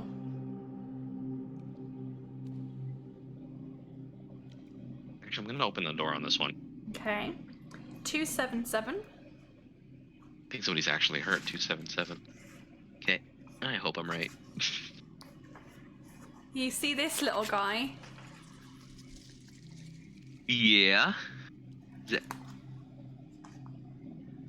The that door- Ian again? Pardon? No, The it's not face, Ian. is that? Oh, I was like, is that a slightly modified, older-looking Ian? No. I mean, it could be, but I don't think so. The door opens into a small dungeon cell that is furnished with just a small wooden table on which a candle is burning. Rats scurry across the damp floor. At the back of the cell, you see a short, stocky man chained to the wall. He's been stripped of his shirt, and you see blood trickling down his side from a deep wound under his arm. He has pigtails and a long beard. His chin rests on his chest and he's moaning, obviously in some considerable pain. He must have heard you enter the room because he starts to speak slowly without looking up. "I've told you 1,000 times," he croaks. "I don't know where the Emerald Eye is. You might as well just kill me now and get it over and done with." You feel terribly sorry for the poor dwarf, who seems to think that you're his jailer. You decide to help him as he is probably a good-hearted treasure hunter just like yourself. It doesn't take too long to free the dwarf, who is both surprised and grateful to be rescued, and you patch up his wounds as best you can, and you give him a little bit of your food and water. "My name is Little Big," he says enthusiastically. "I was ambushed 5 days ago by that evil thieving half-human called Sharkle. Have you heard of him? He comes from Safrika. He'd sell his own mother if he could get 2 gold pieces for her. I'll bet that one day I'll get him and the world will be a better place for it." You decide to tell Little Big about your quest and that you two are looking for the Emerald Eye. "Well, let's go and find it!" exclaims Little Big. "If Sharkle wants it so badly, it must be worth something." You leave the cell and you turn left up the corridor. "Stop!" shouts Little Big. "There's a trap here." Little Big drops to his knees and crawls slowly along the corridor, pressing down all of the floor stones. One of them gives way under the pressure and 6 darts immediately shoot out from the narrow slits in both walls. They smash harmlessly into the opposite walls and Little Big stands up with a smug grin on his face. "Right, off we go," he says in a jolly voice. You soon come to a junction in the corridor. Would you like to go left or right? All right. Haven't gone right in a little while. Also, I love your brogue. You've got a little companion now. Yeah. Yeah. Okay. You're gonna turn right 202.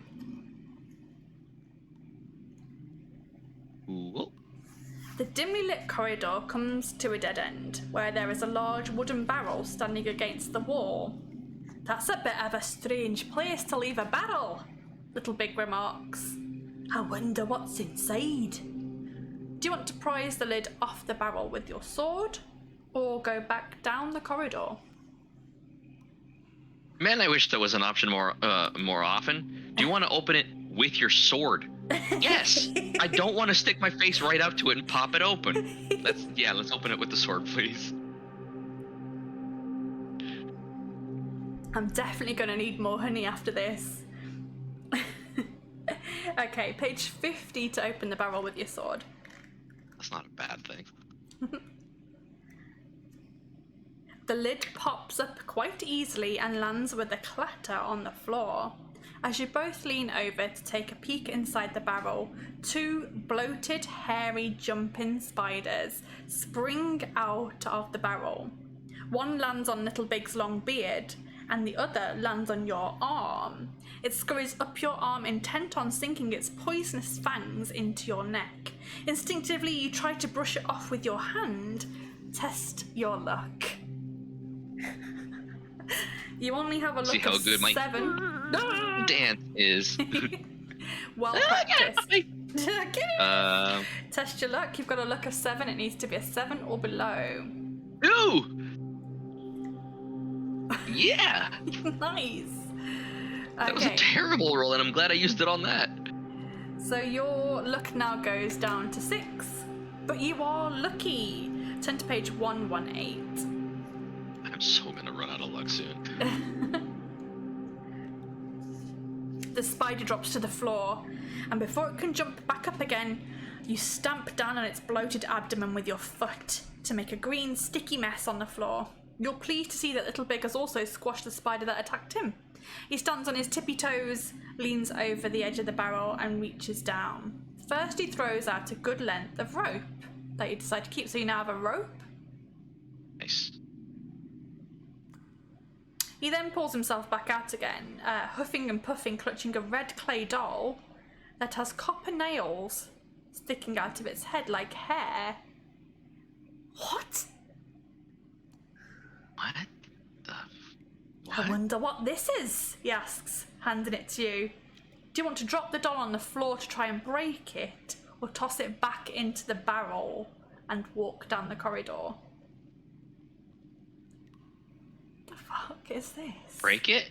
Break it? How barbaric an option. Page 19. Let's be barbaric with it then and smash it.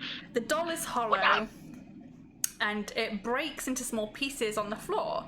Lying amidst the clay shards, you see a gold ring. Inscribed on the inside of the ring, you see some strange runes, which you don't understand. You hand it to Little Big, who presses it close to his nose to read the inscription. It says Ring of Zombie Control, I believe. And he says this smugly, that could come in useful. Here, you better take it. Do you want a ring of zombie control? You place it on your middle finger. Oh my god, you're just putting on a ring. Christ. So you've now got a ring of zombie control. And a random gold ring as well. Yeah. And you walk down the corridor to page 234. I hope that comes in handy. Me too.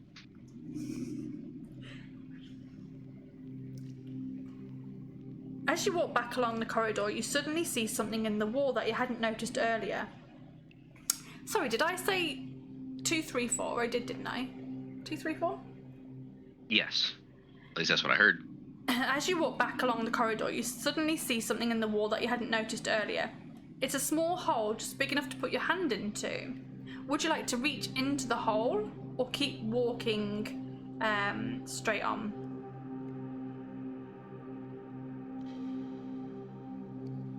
Usually this ends up with you getting hurt and then finding something cool. Or at least the last couple times I found a random hole. I don't know. So you're gonna put your hand in? No.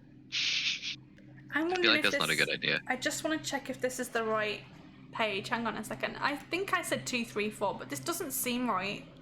So I'm just going to backtrack a little. Okay. What was the page I gave you before that? Do you remember? Oh, I missed it. There you go. No worries. Page 19 to drop it on the floor. 19. Okay. I got 118 before that. I wasn't sure 234, what happened. yeah. 234. You walk back down the corridor. As you walk back down the corridor, you suddenly see something in the hole that you didn't notice earlier. Okay. Do you want to put your hole in? Do you want to put your hand in the hole?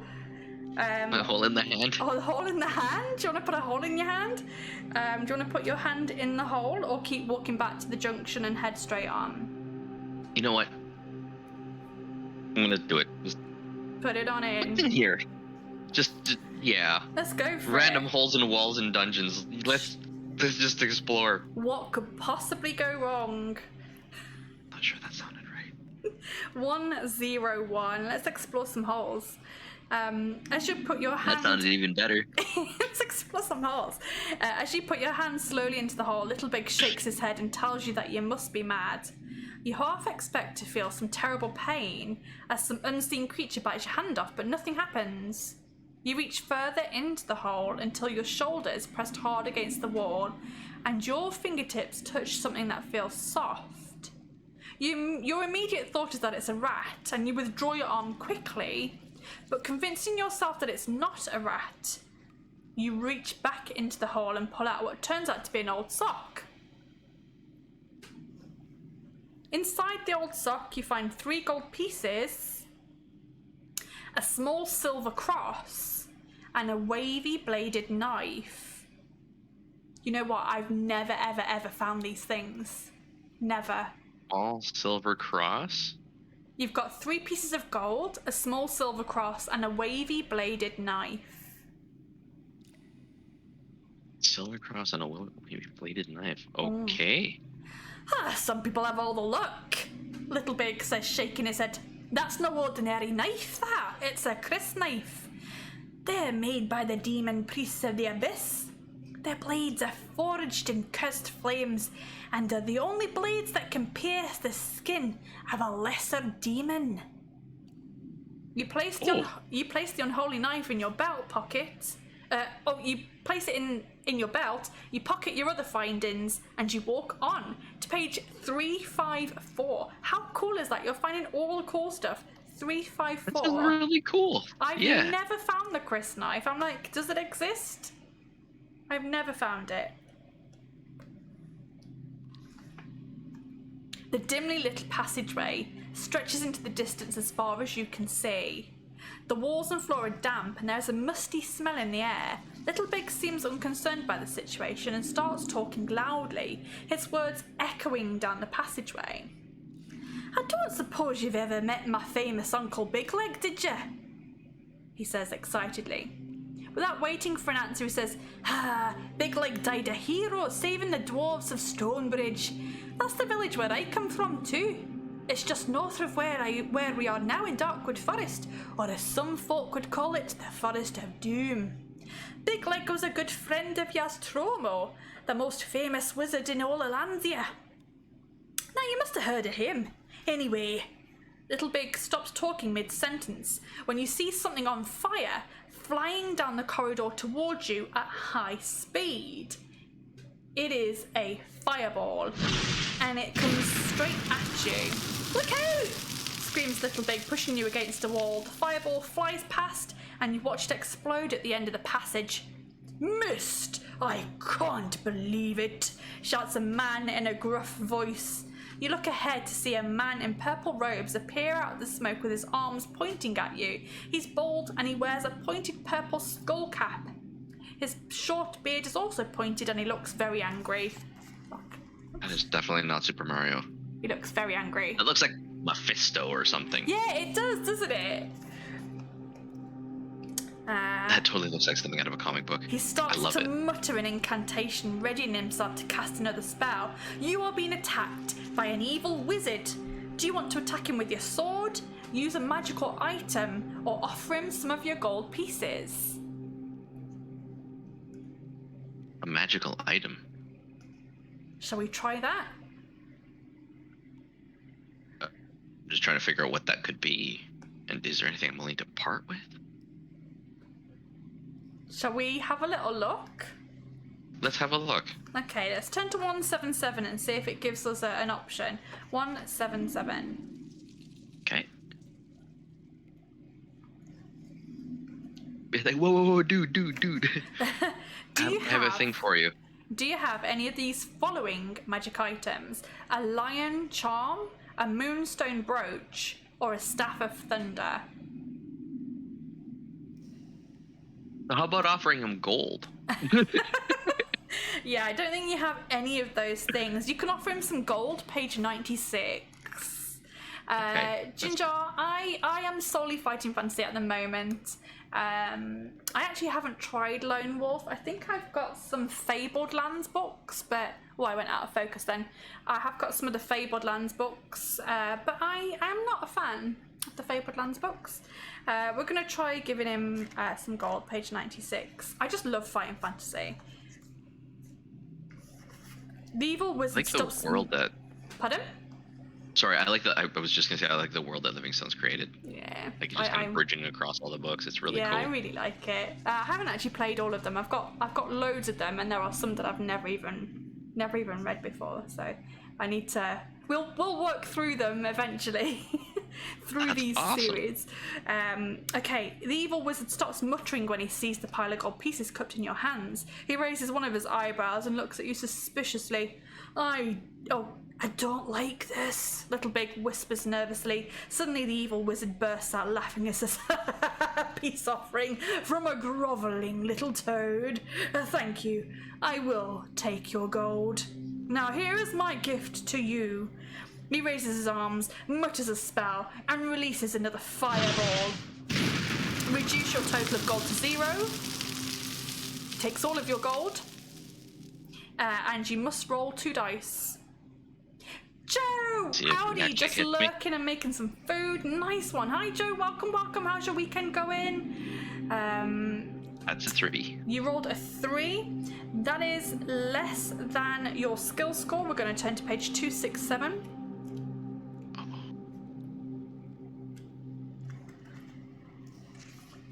Miraculously, the second fireball misses you by centimeters. It flies past your head before exploding against the wall at the end of the corridor. You rush in to attack the wizard, who is now forced to defend himself with a short sword made from an unusually dark metal. The wizard has a skill of 8 and a stamina of 8. You're making some burgers. Oh, Joe, I'm going to a barbecue tomorrow. I'm so excited. Hope the weather. Yeah. I really hope the weather is nice because it hasn't been so great. Okay, we're going to go into battle. It says if you lose an attack round, so if you lose one single attack round, we have to turn to page 81. So we are going to battle. Let's see what happens. Oh, it's the same as the other black sword, I bet. All he has to do is take one swing at me. I think so. Oh no. Oh no, crap. 13. I got a 17. Oh, for crying out loud. Okay, so you've lost the attack round. We're going to turn to page 81. Let's see what happens.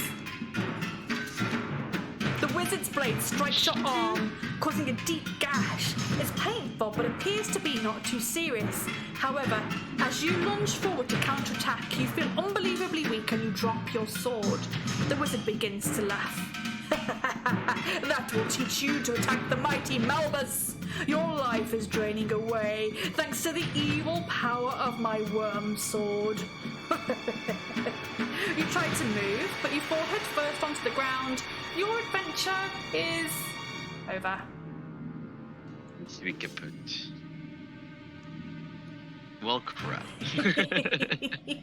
The mighty Malbus got you. Gio, welcome in as well. Sorry, Ginger, let me just scroll back up and have a little look at your chat, and then we'll have a little break, I think, because I need to go to the loo. Fabled Lands, Lone Wolf, Merc, and Hellscape. But Fighting Fantasy holds a special place in your heart from your childhood. Fighting Fantasy is what you have in most of your collection. Snake. So I'm actually part of a group on Facebook for Fighting Fantasy and other game books, and I'm learning about lots of other different game books. So maybe I'll give them a go. But I don't know. Fighting Fantasy was my first one, and I just love it. So I'm just gonna give you the sad trombone for now, and we'll sort your lives out. Oh, okay, so you are just solely on your bonus life. But if you're okay with this, I'm going to take a short little break.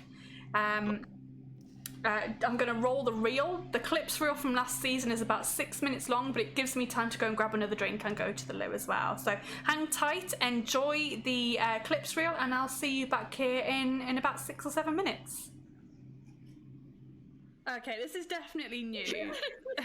Oh my gosh, my heart is racing. It's all just too exciting. It's making me need a wee. And if you need the loo, I'd say go now. There's no toilets in the forest. That was such a good wee. Okay. The whole toilet is a forest. Isn't it unpleasantly moist in this forest of doom?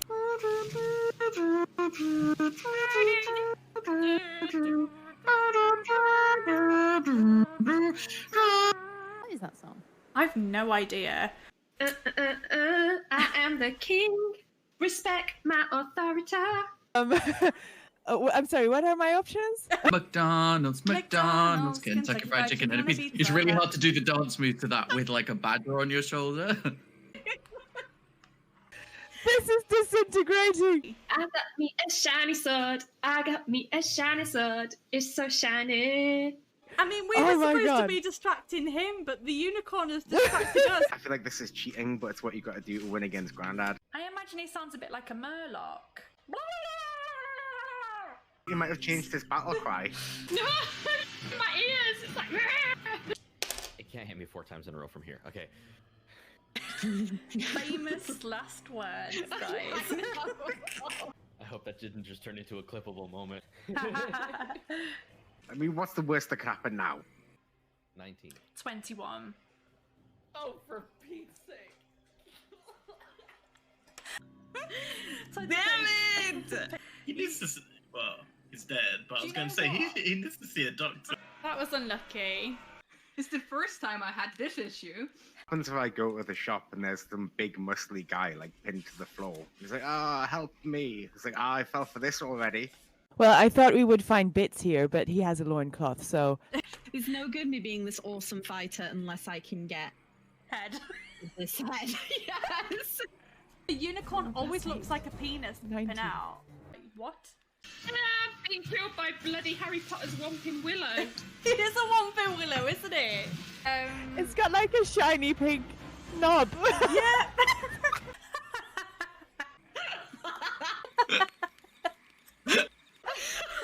Oh gosh! It sure does. Give the head a rub. Give the head a rub!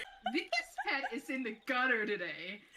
I mean, she sounds like my kind of person. What? You know, she's got a dirty window, she's dirty, I'm dirty. Oh, Gonna get an no. infection.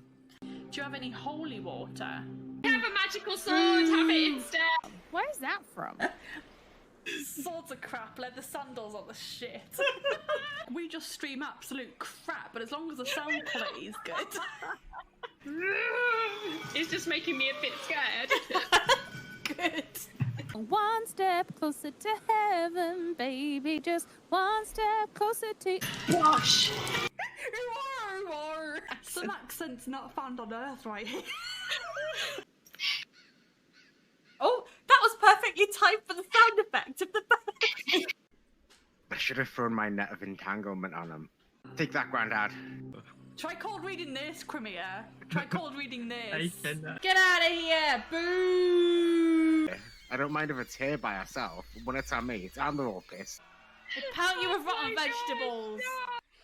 I should disappear more often. This is great. And they say you bring shame on your own family. Mate, you had one job. I don't care who you are.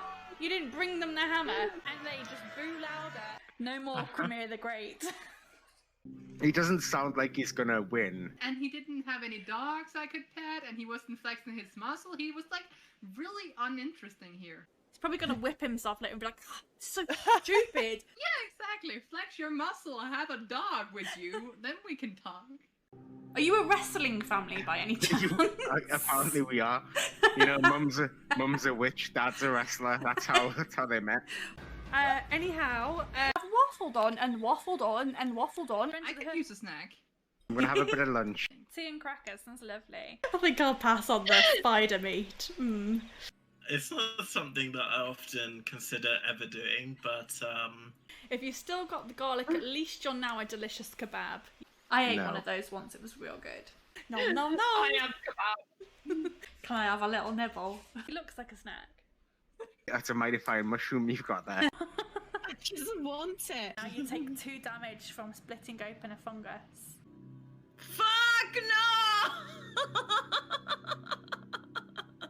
Whoops! She's gonna die, guys, she's gonna die! I'm gonna fall into a ditch and die. When I fell into that ditch, I thought I was dead, to be fair. Remember, Grandad's been training for this his whole life. There's gonna be no stopping me. I am gonna be like... killing everything in my path. In fact, I'm just gonna look for things to kill now. Deer, dead. Ant, dead. Nothing can stop me now. Can you believe it, guys? He's won again! No, I'm joking. Oh, please, Louise! I feel like That was way too season easy. was.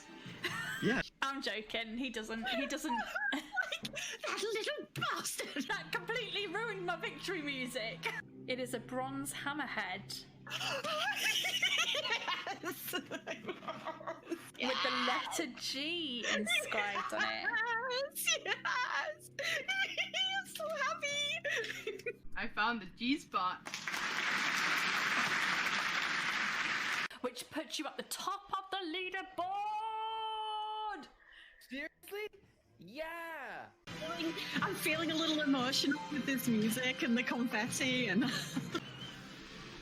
Thank you. No need to share.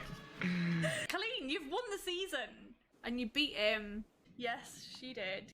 You made it look really easy. I actually didn't think I would be able to do it. Oh, and we're back! We're back! Hope you all enjoyed that. That took me, I think, about 60 hours to edit over the series of about 3 weeks, which was a little crazy. But yeah, hope you all enjoyed it. Really well cut. Thank you. That was really, really well cut. Thanks. I always try to keep the dialogue flowing so it doesn't seem completely out of place, which is harder than it seems. I feel like I'm a really odd colour today. Well, there we go. We'll change to that setting. I've realised that we actually haven't saved either since the Niblix. You were about to ask about what? The editing or my lighting? My dodgy lighting. But yeah, we haven't saved since the Niblix, which is my bad, but it just means that we're going to have to go all the way back. I think that's even before we met. I feel like that's even before we met Little Big, so I may need to remember to do more often saves. The editing, but 60 hours got out. Well, yeah, I mean, it took me forever, and then I actually lost a whole day's work. It crashed without saving, and it lost about 40 clips. When I reloaded it, 40 of the clips were gone, and I was like, no! I just lost like a whole day's worth of work. So at that point, I had a good cry, and I was like, I don't think I'm gonna have a clips reel. I think that I'm just gonna have to give up with it. But no, I came back and I edited it, and actually the final edit was better than what I had before. So I gotta ask, how long until you came back? About a day and a half. Really? Because it needed to get done. It needed to be done. You bounced back well. I would have taken a few days from that. I'd be like, I don't even want to look at that right now. Yeah, no, I took a day, and then I was like, no, it needs to get done. Otherwise, we're not going to have a reel. Right, okay, so unfortunately, we need to go back to where you fought the Niblix, which is before you even met Little Big, which is my bad. Oh, sorry. we have to go all the way back? Yeah, because I don't remember. We don't have another save point. We don't have any other save points to return back to. And that's my bad. That's me. That's my shoddy. But there wasn't like a natural save point, I don't think. Not really. There wasn't a natural save point. But it just means that you're going to speed through this next bit, right? Yeah. Okay. So you fought the Niblix. I'm just going to say that you have... We're just going to run through this bit now. We're going to run through it. That's my fault. My fault completely. So you fought the Niblix. You've got yourself a fine shield. So you're back up to your 10 thingy-ma-what's-it. You've got the key, all of that, with the number 192 stamped on it.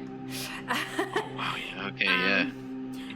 Yeah. And now you can pick up the sword, read the scroll, or examine the painting.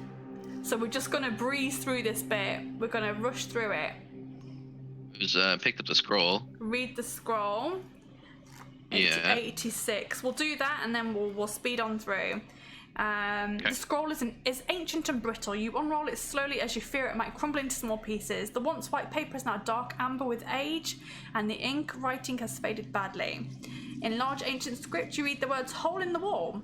Underneath this heading, you read the secret of a magic spell that will allow you to make a hole in the wall by saying the words "azang bazang zang." You whisper the words to yourself to remember them, and as you do so, the scroll crumbles into dust, with the secret gone forever. But you remember the spell, and one day it might save your life. Now, you're going to climb down the rope and walk back down the corridor, I'm assuming? You probably don't want to take a look at that painting of the dragon again? remember getting anything out of that, so no. Okay, we're gonna go back down the corridor, page 144. Cool.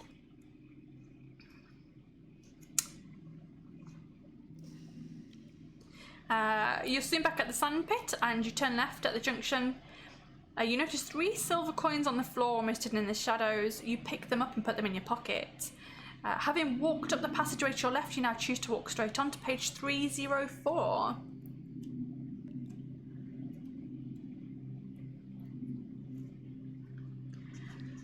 The corridor soon turns sharply to the right. You arrive at a large wooden door in the left-hand wall. You press your ear to the door and hear the sound of somebody eating very noisily. Would you like to open the door and find out who it is, or keep on walking up the corridor?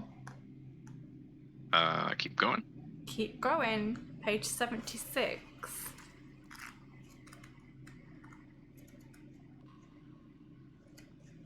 The small alcove comes into view in the right-hand wall. The alcove houses a magnificently carved wooden chair with the words "Rest ye well." Would you like to sit on the chair, or would you like to do what you did last time, which was carry on walking past it? Carry on. Carry on. Page 220. Once you discover Little Big, I will rush through that bit. Okay. Because that's quite a long bit with a lot of gruff voice work for me. As you walk along, you notice a trail of dried blood on the floor, as though a wounded creature has been dragged along the floor. You follow the trail of blood to a door in the left-hand wall, which has strange symbols crudely etched on it. Whoever was wounded must have been dragged into the room or corridor on the other side. You press your ear to the door and hear the sound of somebody moaning. Do you want to open the door or leave it well alone? Do you think Little Big has served you well as a companion? Do you want him to travel with you again? Well, he figured out the trap. Woo! Thank you for using your Twitch Prime to sub to me, Ginger. You've been very good to me today. Thank you very much. Ginger, do you stream as well? Do you do any Fighting Fantasy streaming? Or any streaming of any kind? Ninja, what are you going to do? You're going to open the door and find Little Big? You are? Okay. Yeah, I'm going to open the door and help this guy out. 277. Let's help him out again, huh? Oh, there you go. The door opens into a small dungeon cell that is furnished with a small wooden table and which has a candle burning on it. Rats scurry along the damp floor, and at the back of the cell you see someone that you recognised. You're like, oh, Little Big, how did you end up in here again? You patch him up again, and you decide to tell him of your quest again, and then he says, let's go and find the Emerald Eye. If Sharkle wants it so badly, it must be worth something. You leave the cell and turn left up the corridor. Stop! Shouts Little Big. There's a trap here. Little Big drops to his knees and crawls along slowly, pressing down on all the floor stones. One of them gives way under the pressure, and 6 darts immediately shoot out from narrow slits in both walls. They smash harmlessly into the opposite wall, and Little Big stands up again with a smug grin on his face. Well, off we go, he says in a jolly voice. You soon come to a junction in the corridor. Do you want to go left or right? And I will save it there. Just at this junction here. Going right. You're gonna go right to page 202. So this is 277. 54, 56. So we won't need to do any of that again.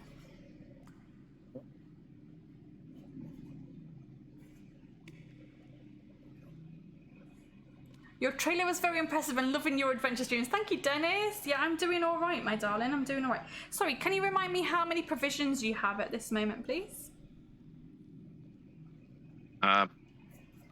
7? Yeah. 7 provisions. Cool. Excellent. You're going to turn right to 202. Okay. The dimly lit corridor comes to a dead end, where there's a large wooden barrel standing against the wall. There's a bit of a strange place. Oh, that's a bit of a strange place to leave a barrel, Little Big remarks. I wonder what's inside it. Do you want to prise the lid off the barrel with your sword, or go back down the corridor? That was the ring of zombie control. It was. Yeah. I guess we'll try for it again. Yeah, it could be handy, right? So prise the lid off with your sword, page 50. This sword right here.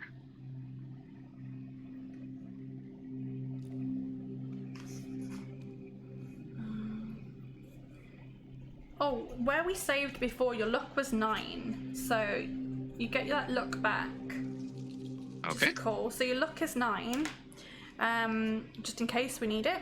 The lid pops off easily and lands with a clatter on the floor. As you both lean over to take a peek inside the barrel, 2 bloated, hairy jumping spiders jump out of the barrel. One lands on Little Big's long beard, and the other lands on your arm. It scurries up your arm, intent on sinking its poisonous fangs into your neck, and instinctively you try to brush it off as you did before. Test your luck. Needs Very to be bravely try to brush it off. 9 or below. That's a 5. Excellent. You are lucky, page 118. Crush the spider under my boot. Spider drops to the floor and you crush it with your foot, making a green sticky mess on the floor. You're pleased to see that Little Big has also squashed the spider that attacked him. He stands on his tippy toes, leans over the edge of the barrel and reaches down. First he throws out a good length of rope that you decide to keep. Right. I think I have that. Then he pulls himself back out again, huffing and puffing, clutching a red clay doll that has copper nails sticking out of its head like hair. I wonder what this is, he asks, handing it to you. Do you want to drop the doll on the floor to break it, or toss it back into the barrel and walk away? Smashing the doll. Smashing the doll, page 19. The doll is hollow and breaks into small pieces on the floor. Lying amid the clay shards, you see a gold ring. Inscribed on the inside of the ring, you see some strange runes that you don't recognise. You hand the ring to Little Big, who presses it close to his nose to read the inscription. It says, Ring of zombie control, I believe. 1 ring to rule them all. That could come in useful. Here, you better take it. You place it on your middle finger, and you walk back down the corridor to page 234. Cool. I don't think we're that far behind now from where we were before. Getting there. As you walk back along the corridor, you suddenly see something in the wall that you hadn't noticed earlier. It's a small hole, just big enough to put your hand into. Would you like to put your hand in the hole, or walk back to the junction? Ramming my hands in holes. Let's do it. Yeah, let's do it. Let's explore some holes again. 101. You put your hands slowly into the hole, and Little Big shakes his head, telling you that you must be mad. You half expect to feel terrible pain or some unseen creature bites your hand off, but nothing happens. You reach further into the hole until your shoulder is pressed hard against the wall, and your fingertips touch something that feels soft. Your immediate thought is that it's a rat, and you withdraw your arm quickly. But, convincing yourself that it's not a rat, you reach back into the hole and pull out what turns out to be an old sock. Enjoy the lurk, Phoenix. Thank you so much. Inside the sock you find 3 gold pieces, a small silver cross, and a wavy bladed knife. Some people have all the luck, Little Big says, shaking his head. That's no ordinary knife, that's a Chris knife. They're made by the demon priests of the abyss. Their blades are forged in cursed flames, and they're the only blades that can pierce the skin of a lesser demon. You place the unholy knife in your belt, pocket the other findings, and walk on to page 354. I'm also going to save it there because that seems sensible.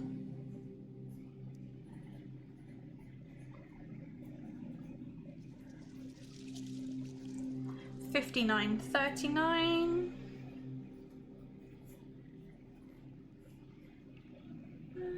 A luck of 8 and 7 provisions. 354. Oh, I used luck, didn't I? You did use some luck. Yeah. There we go. 354. I have to count that. Why save? He's dead anyway. I know, but it just... I know it seems silly, but I always do it. It's just a habit. A habit. The dimly lit passageway stretches into the distance as far as you can see. The walls and floor are damp and there is a musty smell in the air. Little Big seems unconcerned by the situation and starts talking loudly, his words echoing down the passage. I don't suppose you ever met my famous Uncle Big Leg, did you? He asks excitedly.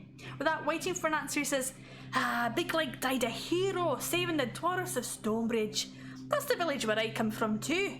It's just north of here where we are now in Darkwood Forest, or as some folks would call it, the Forest of Doom.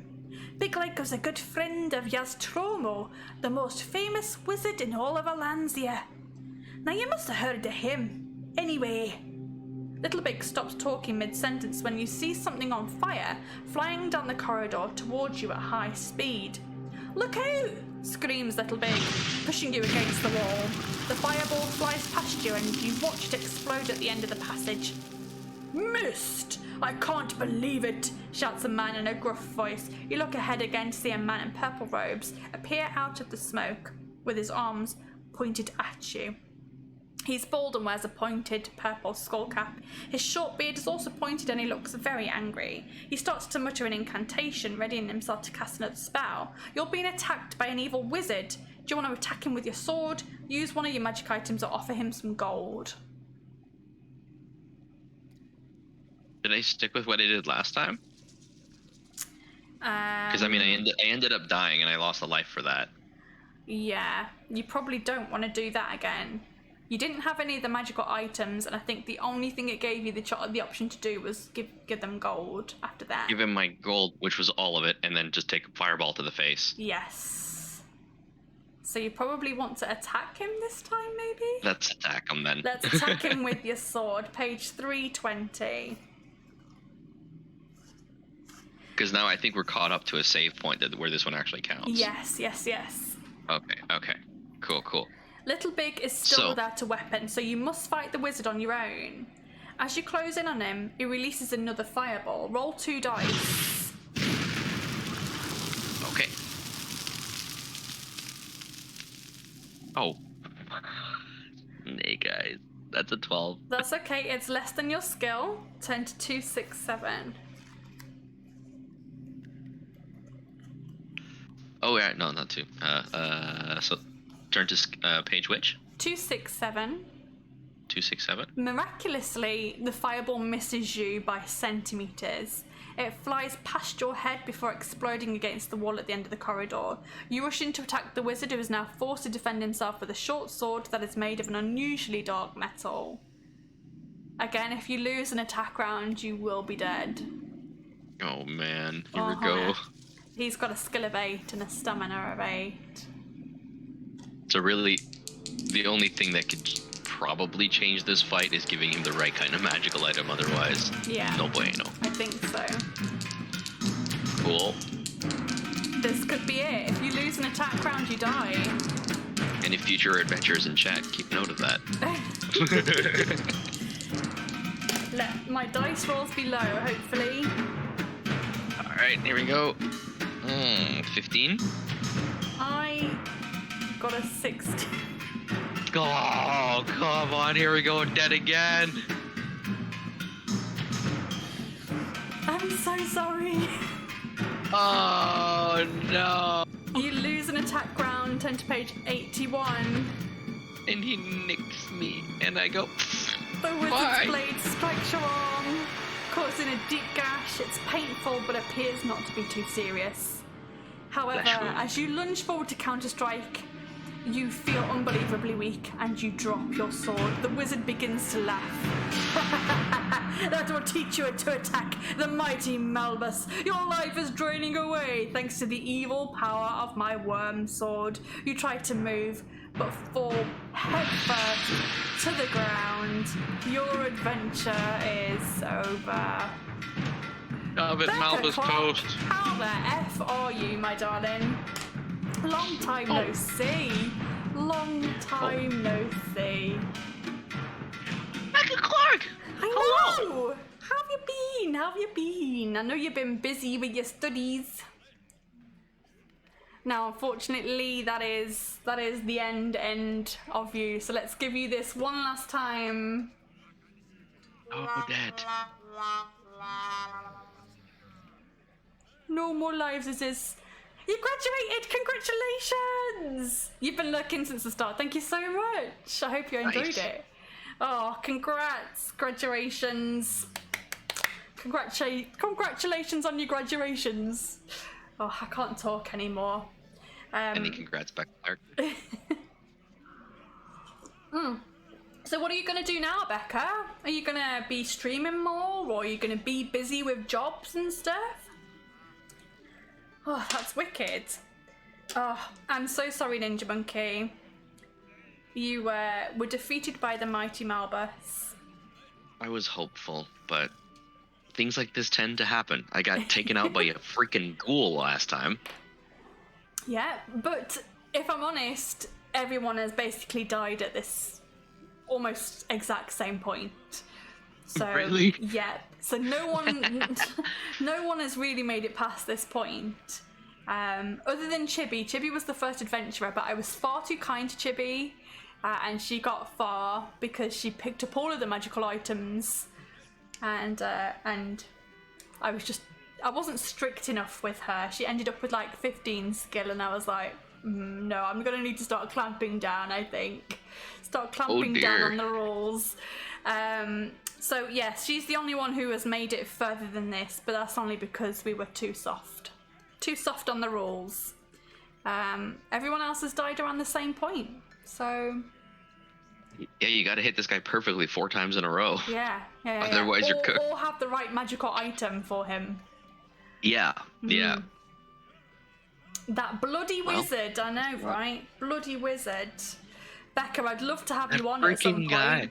If you've got time, Becca, I'd love to have you on at some point. Maybe next time I'll swap to like a battle axe pen. I have a battle axe pen. Oh, that is so cool. I have a couple of these. Becca, you'd love to? Nice. If we can find a date to have you on, that'd be great. Oh, I'd get up early to watch that. I mean, I get up early to watch these a lot of times, but I'd totally watch that. Becca, you should. It would be amazing. Yeah, Joe. Let's get it on. Let's do it. Me and Becca, it'd be a riot, an absolute. It'd be chaos. It'd be absolute chaos. I reckon she'd win. Joe, avocados forever. Let's do it. Let me see. I'm getting my diary out right now. Let me see. What date do I have? I have. There's the avocados. I have Saturday the 14th of August, and that is the only one that I have. Unless we extend the season, and then I could do the 11th of September. But Becca, do not commit right now. We'll discuss. You're free. Shall I book you in? Can I book you in? Let's do it. Yes, I'm gonna pencil you in. Becca's like sitting there with her agenda, like wait. Let's do it. Let's do it. I've got my diary out. I've got my diary. I'm gonna get you in. I'm gonna message you directly after this. Holy shit, that would be amazing. You heard it here first, guys. Becca Clark is gonna be on the show on the 14th of August. Heck yes. Yes. Oh my god. Has Joe been on this one yet? Pardon? Has Joe been on this one yet? Yeah, Joe's Did I miss that? Yeah, Joe's on this Crap, one. I missed it. It's alright. I missed it. That's okay. That's fine. You can go and catch it. You can go and watch it on my Ubius Tubius. There you go. Ubius Tubius. Will do. I'm sad I won't be able to watch them, but I'll definitely be watching it afterwards. Yeah, it'll all go up. It'll be the VOD on Twitch, and then it'll go up onto YouTube as well. It's gonna be carnage and chaos and hilarious. So, unfortunately, Ninja Monkey is dead. I'm gonna have to say goodbye to him. But remind everybody who you are and what you do here on Twitch, and I'll give you another shout out. Hi, hello. I'm the person she mentioned, Ninja Monkey. I'm pointing the wrong way. Hi, there we go. Variety streamer. I have a couple of different streams. I actually stick to a schedule. So Mondays is Melodic Mondays. There's a music creation and covers playing and stuff like that. Wednesday is a horror night because I don't do well with horror games and it's fun to watch. And Shuffle Sundays, well, I've got real bad ADHD, so we'll just take advantage of that on Shuffle Sunday, and I just throw the games on Shuffle until I get bored and then play something else. Nice. I like that idea. I've got far too many games that I want to play and stream at the moment. I just do not have enough time or energy. It's secretly Steam Backlog Day. I just want to play and stream all the time, but I have a full-time job now, so this is all that I do. So if you enjoy what I do, then catch me every Saturday with a new adventurer every Saturday, and we'll do the same goddamn thing. Cool. Do the same goddamn thing. Watch Vicky get very excited about people dying. I love killing people, but we had a completely deathless. No one died at all last season. You were the closest thing to a death that I got. You got paralyzed. Yeah. That was the closest Leave to it death to me. that we had. Sheath my sword pen here. Sheath that. But other than that, we had no actual death last season, so we're making up for it this season, and we're killing everybody, which makes me very happy. So we're gonna say goodbye to you. Thank you so much for getting up early to do this and play my silly game with me. Absolutely, it's been an absolute blast. Thank you so much for having me on. Oh, you're welcome. As always. Anytime. So go and enjoy the rest of your day and chill out and have some lovely gaming time. Oh, that was fab. Well done, you two. Thank you, Becca. Thanks. I'll catch up with you afterwards. So hang about if you want to. But I'm going to say goodbye to you for now. Goodbye. Sounds good. Bye, everyone. Bye, Vicky. Oh my God, death. I love death. That was great fun. I don't know what to say at the end, but thank you everyone for watching. Thanks for all the subs and bits and all of that, and thank you to all the new viewers who have stopped by as well. That's really kind of you to pop in and check out my stream. That's very nice. But like I said, I do this every Saturday. Amazing as always. Thank you, Dennis. I always assume you're called Dennis, but it says you can't fool me, Dennis, so you might not be Dennis. Dennis might be the person who keeps trying to fool you. Who knows? But yes, I'll be back here next Saturday. I will be back at the regular time of 1 PM British summertime, so UK time, 1 PM. That's when we usually do it. It's a mystery. Are you Dennis, or is Dennis trying to fool you? I don't know. But yes, what else can I say? Thank you to my guests. Thank you to everybody. Obviously, guests are important because without the guests, there is no show. So guests are very important. I've got lots of guests lined up for the rest of the season. We've got a full season now. We have got a full season, which is crazy. Thanks for the clip, Becca. I will watch that afterwards.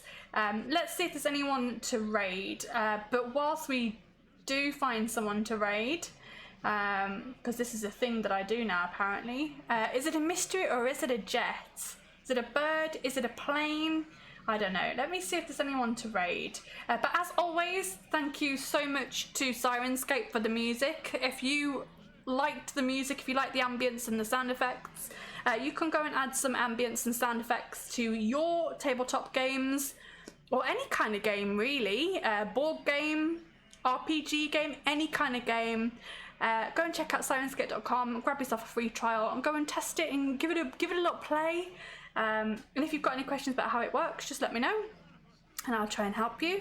But otherwise, I will see you guys next Saturday at 1 PM. I can't see anyone that I really want to raid, so I might do what I usually do and just let you go and be free. Sound good? So yeah, I'll see you guys next Saturday. Have a great weekend, everybody, and goodbye.